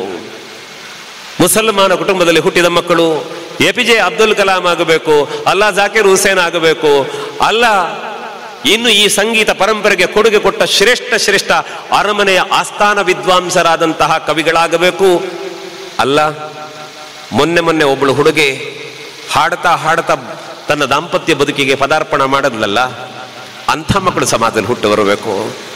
ಸದ್ವಿದ್ಯೆಯನ್ನು ವಿರೋಧ ಮಾಡುವುದಕ್ಕೆ ಯಾಕರಿ ನಮ್ಮಲ್ಲಿ ದ್ವೇಷ? ಕ್ರೈಸ್ತ ಸಮುದಾಯದಲ್ಲಿ ಹುಟ್ಟಿದವರು ಮದರ್ ತೆರೇಸಾ ಆಗಬೇಕು, ಅಲ್ಲ ಮೊನ್ನೆ ಭರತನಾಟ್ಯದಲ್ಲಿ ವಿಶ್ವ ದಾಖಲೆಯನ್ನು ಮಾಡಿದ್ಲಲ್ಲ ಹೆಣ್ಮಗಳು. ಖುಷಿ ಅನ್ನಿಸ್ಬೇಕಲ್ಲ ನಮಗೆ, ಯಾಕೆ ದ್ವೇಷ ಅದರಲ್ಲಿ? ಆದ್ದರಿಂದ ನಾವು ಮಾಡಬೇಕಾದ ಮುಖ್ಯ ಕೆಲಸ ಏನು ಅಂತಂದರೆ, ನಮ್ಮ ಸಮುದಾಯದಲ್ಲಿ ಹುಟ್ಟಿ ಬಂದ ಮಕ್ಕಳಿಗೆ ನಮ್ಮ ಸಮುದಾಯದಲ್ಲಿರುವ ಶ್ರೇಷ್ಠರನ್ನು ತೋರಿಸಿ, ಮಕ್ಕಳೇ ನೀವು ಹೀಗಾಗಿ ಬೆಳಗಿ ಅಂತ ತೋರಿಸಿಕೊಟ್ರೆ ನಾಳೆ ಅವರಿಗೆ ಜಗತ್ತು ಚಪ್ಪಾಳೆ ಕೊಡುತ್ತದೆ. ಹಾಗಿದ್ರೆ ಭಾರತದ ಬಗ್ಗೆ ಕಥೆ ಏನು ಗೊತ್ತಾ? ಭಾರತ ಅನ್ನುವ ಶಬ್ದಕ್ಕೆ ಜ್ಞಾನದ ಬೆಳಕಿನಿಂದ ಬೆಳಗುವ, ಎಲ್ಲ ಮತಧರ್ಮಗಳನ್ನು ಸಮಭಾವದಿಂದ ಪ್ರೀತಿಯಿಂದ ನೋಡುವ, ಜೀವನಕ್ಕೆ ಆಧಾರವಾದ ಪವಿತ್ರ ನದಿಗಳಿಗೆ ಜನ್ಮ ಕೊಟ್ಟ ಪುಣ್ಯಭೂಮಿ ಅಂತ ಕರೆದರು. ಒಬ್ಬ ಭಾವುಕ ಹೇಳಿದನಂತೆ, ಏನು ಗೊತ್ತಾ, ನನಗೆ ಭಾರತದಲ್ಲಿ ಹುಟ್ಟಬೇಕು, ಮನುಷ್ಯನಾಗಿ ಹುಟ್ಟುವ ಭಾಗ್ಯ ನನಗಿಲ್ದಿದ್ರೆ ಮರವೋ ಗಿಡವೋ ಪ್ರಾಣಿಯೋ ಆಗಿ ಅಲ್ಲ, ಪ್ರಾಣಿಯಾಗಿ ನಾನು ಹುಟ್ಟುತ್ತೇನೆ. ಪ್ರಾಣಿಯಾಗಿ ಹುಟ್ಟುವ ಭಾಗ್ಯ ಇಲ್ಲ ಅಂದರೆ ಮರವೋ ಗಿಡವೋ ಆಗುತ್ತೇನೆ. ಜೀವ ಇರುವ ಮರಗಿಡ ಆಗುವ ಭಾಗ್ಯ ಇಲ್ಲದಿದ್ದರೆ ಬಂಡೆಗಲ್ಲಾದರೂ ನಾನು ಭಾರತದಲ್ಲಿ ಹುಟ್ಟಬೇಕು ಅಂತ ಬಯಸ್ತಾನಂತೆ. ಯಾಕೆ ಅಂದರೆ ಭಾರತದಲ್ಲಿ ಬಂಡೆಯಾಗಿ ಹುಟ್ಟಿದರೆ, ಸರಿಯಾದ ಸಂಸ್ಕಾರ ಸಿಕ್ಕಿದರೆ ಮುಂದೊಂದು ದಿನ ಗರ್ಭಗುಡಿಯಲ್ಲಿ ಅವ ದೇವರಾಗಿ ನಿಲ್ಲುವುದಕ್ಕೆ ಸಾಧ್ಯ ಆಗ್ತದೆ. ಹಾಗಾಗಿ ಭಾರತದ ಬದುಕು ಚಂದ. ನಿಮಗೆಲ್ಲ ಗೊತ್ತಿದೆ, ಜಗತ್ತಿನಲ್ಲಿ ಎಲ್ಲರಿಗೆ ಕಂಟಕ ಬಂದಾಗ ನಿಮಗೆ ನಾವಿದ್ದೇವೆ ಅಂತ ಹೇಳಿದ್ದು ಭಾರತ. ಯಾರು ಯಾವ ದೇಶದವರು ಈ ಜಗತ್ತಿನಿಂದ ಈ ಭಾರತದ ಕಡೆಗೆ ಬಂದರೂ ನೀವು ನಮ್ಮವರು ಬನ್ನಿ, ಇನ್ನೊಬ್ಬರಿಗೆ ತೊಂದರೆ ಆಗದಂತೆ ಬದುಕಿದರೆ ನಿಮಗೆ ಸ್ವಾಗತ ಅಂತ ತೆರೆದ ಬಾಹುಗಳಿಂದ ಸ್ವಾಗತ ಮಾಡಿದ ಜಗತ್ತಿನ ಏಕೈಕ ರಾಷ್ಟ್ರ ಭಾರತ. ಅಂತಹ ಪುಣ್ಯಭೂಮಿಯಲ್ಲಿ ನಿಂತಿದ್ದೇವೆ. ಅದರಲ್ಲೂ ಮುಖ್ಯವಾಗಿ ಈ ಕಾರ್ಕಳದಲ್ಲಿ ಬದುಕ್ತಾ ಇರುವಂತಹ ನಿಮಗೆಲ್ಲ ಅನ್ನಿಸಬೇಕು, ಕಾರ್ಕಳ ಸುಮ್ಮನೆ ಕಾರ್ಕಳ ಆಗಲಿಲ್ಲ. ಇಲ್ಲಿ ವೆಂಕಟರಮಣ ದೇವರ ಕಥೆ ಕೇಳಿದರೆ ಪಡು ತಿರುಪತಿ ಅಂತ ಆ ಜಾಗವನ್ನು ಕರೆದರು. ಅಂತಹ ಪುಣ್ಯಭೂಮಿ. ಅಲ್ಲೇ ಎದುರಲ್ಲಿ ನಿಂತಹ ಆಂಜನೇಯ ದೇವರು, ತ್ಯಾಗದ ಕಥೆಯನ್ನು ಜಗತ್ತಿಗೆ ಸಾರಿದಂತಹ ಬಾಹುಬಲಿ ನಿಂತ ಜಾಗ, ಅದ್ಭುತವಾದಂಥ ಅನಂತ ಪದ್ಮನಾಭ ದೇವರ ಸನ್ನಿಧಾನ, ಕಲಾಮಾತೆಯಾದಂತಹ ಕಾಳಿಕಾಂಬೆಯ ಪವಿತ್ರ ಪಾವನ ಭೂಮಿ, ಅಲ್ಲ ನಾವು ನಂಬಿದ ಸಾವಿರ ಧರ್ಮದೇವತೆಗಳು ಸಂಚರಿಸಿದಂಥ ಪುಣ್ಯಭೂಮಿ. ನಮಗೆಲ್ಲ ಗೊತ್ತಿಲ್ಲ, ನಾವು ದೇವರು ಧರ್ಮ ಅಂತ ತಿಳುವಳಿಕೆ ಇಲ್ಲದೆ ಗಲಾಟೆ ಮಾಡುತ್ತೇವೆ. ಇದೇ ಕಾಪು ಮಾರಿಗುಡಿಗೆ ನೀವು ಮಂಗಳವಾರ ಹೋಗಿ ನೋಡಿ, ಎಷ್ಟು ಜನ ಮುಸಲ್ಮಾನ ಬಂಧುಗಳಲ್ಲಿ ಪ್ರಾರ್ಥನೆ ಮಾಡ್ತಾರೆ. ಒಂದು ಉದಾಹರಣೆ ಇದೆ, ಒಬ್ಬಾಕೆ ಹುಡುಗಿ ವಯಸ್ಸಿನ ಸಣ್ಣ ಅನಾರೋಗ್ಯ ಬಂದು ದೇಹದಲ್ಲಿ ಬಲವೇ ಇಲ್ಲದೆ ಶವದಂತೆ ಇದ್ದ ಹುಡುಗಿ, ಮಗುವನ್ನು ಎತ್ಕೊಂಡು ಬಂದ್ರಂತೆ ದೇವಸ್ಥಾನಕ್ಕೆ ಮಾರಿಗುಡಿಗೆ. ದೇವರ ದರ್ಶನ ಆಗುವಾಗ ಪ್ರಾರ್ಥನೆ ಮಾಡಿದ್ದಕ್ಕೆ ದೇವರು ಹೇಳಿದ್ರಂತೆ, ಇಲ್ಲ ಈ ಮಗುನ ಹುಷಾರು ಮಾಡ್ತೇನೆ ಅಂತ. ಈಚೆ ಬಂದಾಗ ಯಾರೋ ಕೇಳಿದ್ರಂತೆ ಪಾತ್ರಿಗಳಿಗೆ, ಹುಚ್ಚ ನಿನಗೆ, ಆ ಮಗು ಅದು ಬದುಕು ಅಂದಾಜಲ್ಲಿಲ್ಲ, ನೀನು ದರ್ಶನ ಅಂತೇಳಿ ಅದನ್ನೆಲ್ಲ ಹೇಳುವುದಾ ಅಂತ. ಆವಾಗ ಅವ್ರು ಹೇಳಿದ್ರಂತೆ, ನಾನು ಹೇಳಿದ್ದಲ್ಲ, ಅಲ್ಲಿ ಕುಳಿತ ಮಾರಿಯಮ್ಮ ನನ್ನ ಬಾಯಲ್ಲಿ ಹೇಳಿಸಿದ್ದಾಳೆ, ಅವಳ ಮಾತು ಅಂತ ಹೇಳಿ ಹೊರಟೋದ್ರಂತೆ. ಆದರೆ ಮೊನ್ನೆ ಬ್ರಹ್ಮಕಲಶದ ಸಮಯದಲ್ಲಿ ಅದೇ ಮುಸಲ್ಮಾನ ಮನೆಯ ಹುಡುಗಿ ಎದ್ದು ನಿಂತು ಓಡಿ ಬಂದು ನನ್ನ ಮದುವೆಗೆ ಬನ್ನಿ ಅಂತ ಅಲ್ಲಿದ್ದವರಿಗೆ ಆಮಂತ್ರಣ ಕೊಡಬೇಕಿದ್ರೆ ಸಂತಸಪಟ್ಟವರು 1000 ಮಂದಿ. ಎಲ್ಲುಂಟು ಸಂಘರ್ಷ. ಹಾಗಿದ್ರೆ ನಾವು ತಿಳುವಳಿಕೆಯ ಕೊರತೆಯಿಂದ ಸಂಘರ್ಷದ ದಾರಿಗೆ ಇಳಿದಿದ್ದೇವೆ. ಅದು ಸಾಮರಸ್ಯದ ಕಡೆಗೆ ತೆರಳಬೇಕು. ದೇವರು ಧರ್ಮ ನಾವಿಟ್ಟ ಹೆಸರು ಬೇರೆ, ನಮ್ಮ ಭಾವನೆ ಬೇರೆ, ಭಕ್ತಿಯ ದಾರಿ ಬೇರೆ. ಸೇರಬೇಕಾದದ್ದು ಒಂದು ಕಡೆಗೆ. ಇಷ್ಟೆಲ್ಲ ಜಾತಿ ಮತ ಮಾತಾಡ್ಕೊಂಡು ಗಲಾಟೆ ಮಾಡುತ್ತೇವಲ್ಲ, ಉಸಿರಾಡುವುದಕ್ಕೆ ಹಿಂದೂ ಮುಸಲ್ಮಾನ ಕ್ರೈಸ್ತರಿಗೆ ಬೇರೆ ಬೇರೆ ಗಾಳಿ ಇಲ್ಲ. ಬೇಯಿಸುವುದಕ್ಕೆ ಉಣ್ಣುವುದಕ್ಕೆ ಹಿಂದೂ ಕ್ರೈಸ್ತ ಮುಸಲ್ಮಾನರಿಗೆ ಬೇರೆ ಬೆಂಕಿ ಇಲ್ಲ. ಹಿಂದೂ ಕ್ರೈಸ್ತ ಮುಸಲ್ಮಾನರಿಗೆ ಬದುಕುವುದಕ್ಕೆ ನೆಲ ಬೇರೆ ಬೇರೆ ಇಲ್ಲ. ಯಾವುದನ್ನು ಹಿಡ್ಕೊಂಡು ಮಾತಾಡ್ತೇವೆ? ಯಾರು ಒಂದೊಂದು ಜಾತಿ ಎಲ್ಲರೂ ನೀರೇ ಕುಡಿಯಬೇಕು ಬಿಟ್ಟರೆ ಅದರ ಬದಲಿಗೆ ಕುಡಿದವರು ಯಾರೂ ನೆಟ್ಟಗೆ ಉಳಿಯಲಿಲ್ಲ. ಬದುಕಲಿಕ್ಕೆ ನೀರೆಲ್ಲ ಬೇಕಾದ್ದು. ಯಾರು ಹೇಳಿದ್ದು? ಯಾವ ಜಾತಿ ಮತ ಧರ್ಮದವರು ಮೇಲಿಂದ ಕೆಳಗೆ ಬೀಳಲಿಲ್ಲ. ಹೆತ್ತ ತಾಯಿ ಕಷ್ಟಪಟ್ಟು ಸಲಹಿದ್ದಾಳೆ. ಆದ್ದರಿಂದ ನಾನು ಹೇಳ್ತಾ ಇರೋದು, ಶಾಲೆಗೆ ಬಂದಿರುವ ನೀವುಗಳು ನಿಮ್ಮ ಮಕ್ಕಳನ್ನು ಸರ್ವಧರ್ಮ ಸಮನ್ವಯದ ಭಾವದಿಂದ ಬದುಕುವುದಕ್ಕೆ ಹೇಳಿಕೊಡಿ. ಯಾಕೆ ಅಂದರೆ ನೆನಪಿರಲಿ, ಭಾರತದಲ್ಲಿ ಎಲ್ಲ ಜಾತಿಗಳು ಒಟ್ಟಿಗೆ ಬದುಕುತ್ತಾ ಇದ್ದೇವಲ್ಲ, ನಮಗೆ ಕಷ್ಟ, ಬೇರೆ ದೇಶದವರಿಗೆ ಕಷ್ಟ ಬಂದರೆ ಓಡಿ ಬಂದು ಬದುಕುವುದಕ್ಕೆ ಭಾರತ ಉಂಟು. ಭಾರತದವರು ಸೋತರೆ ಬದುಕಲಿಕ್ಕೆ ಬೇರೆ ಜಾಗ ಇಲ್ಲ ಜಗತ್ತಿನಲ್ಲಿ. ಹಾಗಾಗಿ ಯಾವತ್ತೂ ಧರ್ಮಗಳ ಹೆಸರಿನಲ್ಲಿ, ಅಂತಸ್ತಿನ ಹೆಸರಲ್ಲಿ ಮಕ್ಕಳಲ್ಲಿ ದ್ವೇಷ ಭಾವ ಬಿತ್ತದಂತೆ ನಾವು ಜಾಗೃತರಾಗೋಣ, ಒಳ್ಳೆಯ ಭಾವನೆಯಿಂದ ಗೌರವಿಸೋಣ ಅಂತ ಹೇಳ್ತಾ ಕಟ್ಟ ಕಡೆಯ ವಿನಂತಿ, ಈ ಶಾಲೆಯಲ್ಲಿ ಪಾಠ ಮಾಡುವಂತಹ ಶಿಕ್ಷಕರು ಮತ್ತು ಶಾಲೆ ಕಟ್ಟಿದವರು ಎಲ್ಲ ಒಮ್ಮೆ ವೇದಿಕೆಗೆ ಬನ್ನಿ, ನಿಮ್ಮೆಲ್ಲರ ಮುಖ ಒಮ್ಮೆ ಅವರು ನೋಡಲಿ ಅಂತ. ಆದಷ್ಟು ಬೇಗನೆ ಬನ್ನಿ. ಇನ್ನು ನನಗಿರೋದು 3 ನಿಮಿಷ, ಅದರೊಳಗೆ ನನ್ನ ಮಾತನ್ನು ಮುಕ್ತಾಯ ಮಾಡಬೇಕು. ಹಾಗಾಗಿ ಆದಷ್ಟು ಬೇಗನೆ ಇಲ್ಲಿ ಬಂದು ಎಲ್ಲ ಸಭೆಗೆ ಒಮ್ಮೆ ಮುಖ ಮಾಡಿ ನೀವು ನಿಂತರೆ ಒಂದು ಕ್ಷಣ ಅವರಿಗೆ ಒಂದು ಮುಖ ಪರಿಚಯ ಆಗ್ಬೋದು ಅನ್ನೋದು ಆಶಯ. ಸರ್ ಬನ್ನಿ, ನೀವು ಬನ್ನಿ ಮೇಲೆ, ಮಕ್ಕಳು ಬನ್ನಿ, ಇಬ್ಬರು ಮೇಲೆ ಬನ್ನಿ, ಇಲ್ಲೇ ಬನ್ನಿ, ಎಲ್ಲ ಸಾಲಿಗೆ ನಿಂತರೆ ಕೊಂಡ್ರಲ್ಲ. ಈಗ ನಾವು ಒಮ್ಮೆ ನಿಲ್ಲುವನ, ಒಮ್ಮೆ ಅಲ್ಲೇ ನಿಲ್ಲುವ, ಸುಮಾರು ಹೊತ್ತು ಕೂತ್ರಲ್ಲ. ಎಲ್ಲಕ್ಕಿಂತ ಮೊದಲು ನಿಮಗೆ ನಾನು ಧನ್ಯವಾದ ಹೇಳಬೇಕು. ಯಾಕೆಂದರೆ ಇಷ್ಟಪಡದೆ ಒಬ್ಬ ಮನುಷ್ಯ 18 ನಿಮಿಷ ಮಾತು ಕೇಳ್ತಾರಂತೆ, ಅದಕ್ಕಿಂತ ಹೆಚ್ಚು ಕೇಳೋದಿಲ್ಲ. ನೀವು 1.5 ಗಂಟೆ ಕೇಳಿದ್ರಿ, ಈಗ ನಿಂತ್ಕೊಂಡಾಯ್ತಲ್ಲ, ನಿಂತ್ಕೊಂಡಾದ್ಮೇಲೆ ಫೋಟೋ ತೆಗೆದು ಬಿಡಿ, ಆಮೇಲೆ ಮೊಬೈಲ್ ಕುರ್ಚಿಯಲ್ಲಿ ಇಡಿ. ವಿಷಯ ಇಷ್ಟೇ. ಇವ್ರನ್ನ ಯಾಕೆ ನಾನು ವೇದಿಕೆ ಕರೆದೆ ಅಂತಂದರೆ, ನನ್ನ ಈ ಕಾರ್ಯಕ್ರಮಕ್ಕೆ ಮೊಟ್ಟ ಮೊದಲು ಬರ್ತೀರಾ ಅಂತ ಕೇಳಿದ್ದು ವಾಣಿ ಅನ್ನುವಂತಹ ಒಬ್ಬಾಕೆ ಶಿಕ್ಷಕಿ. ಅವರ ಮಾವ ನನ್ನ ಆಪ್ತ ಸ್ನೇಹಿತ ಅನ್ನೋ ಕಾರಣಕ್ಕೆ ಅವರ ಮೂಲಕ ನನ್ನನ್ನು ಸಂಪರ್ಕಿಸಿದ್ದಾರೆ, ಕೇಳಿದ್ರು. ಶಾಲೆಯ ಮುಖ್ಯಸ್ಥರು ಫೋನ್ ಮಾಡ್ತಾರೆ ಅಂತಂದಾಗ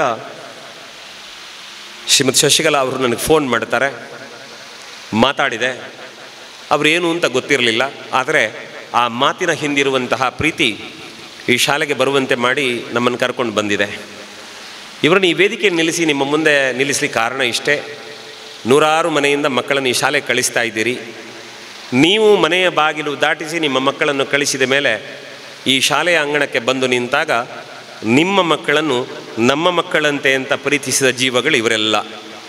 ಹಾಗಾಗಿ ನಿಮ್ಮ ಮಕ್ಕಳಿಗೆ ಏನು ಖುಷಿ ಇರಲಿ, ಏನು ಕಷ್ಟ ಬರಲಿ, ಏನು ತೊಂದರೆ ಬಂದರೂ ಕೂಡ ಓಡಿ ಬಂದು ಆ ಮಕ್ಕಳನ್ನು ಉಪಚಾರ ಮಾಡಿ ಮತ್ತೆ ನಿಮ್ಮ ಮನೆಗೆ ಆ ಮಕ್ಕಳನ್ನು ಮುಟ್ಟಿಸುವ ದೊಡ್ಡ ಜವಾಬ್ದಾರಿಯಂತೆ ಕೊಂಡು ಅವರು ಕರ್ತವ್ಯ ನಿರ್ವಹಿಸ್ತಾರೆ.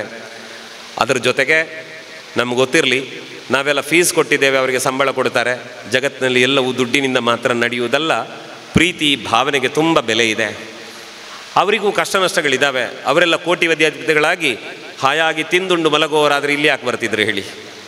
ಆದರೆ ಪ್ರಾಮಾಣಿಕವಾಗಿ ಕಷ್ಟಪಟ್ಟು ಓದಿ ಶಿಕ್ಷಕರಾಗಿ ಶಾಲೆಗೆ ಬಂದು ನಾವು ಕಲಿತದ್ದನ್ನು ನಿಮ್ಮ ಮಕ್ಕಳಿಗೆ ಹೇಳಿಕೊಟ್ಟು ನಾಳೆ ನಿಮ್ಮ ಮಕ್ಕಳು ಈ ಎತ್ತರಕ್ಕೆ ಬೆಳೆದಾಗ ನೀವು ಎಷ್ಟು ಖುಷಿ ಪಡ್ತೀರೋ ನಿಮಗಿಂತ ಹೆಚ್ಚು ಖುಷಿ ಪಡುವ ಮನಸ್ಸಿದ್ದರೆ ಶಾಲೆಯಲ್ಲಿ ಪಾಠ ಮಾಡಿದಂತಹ ಶಿಕ್ಷಕರು.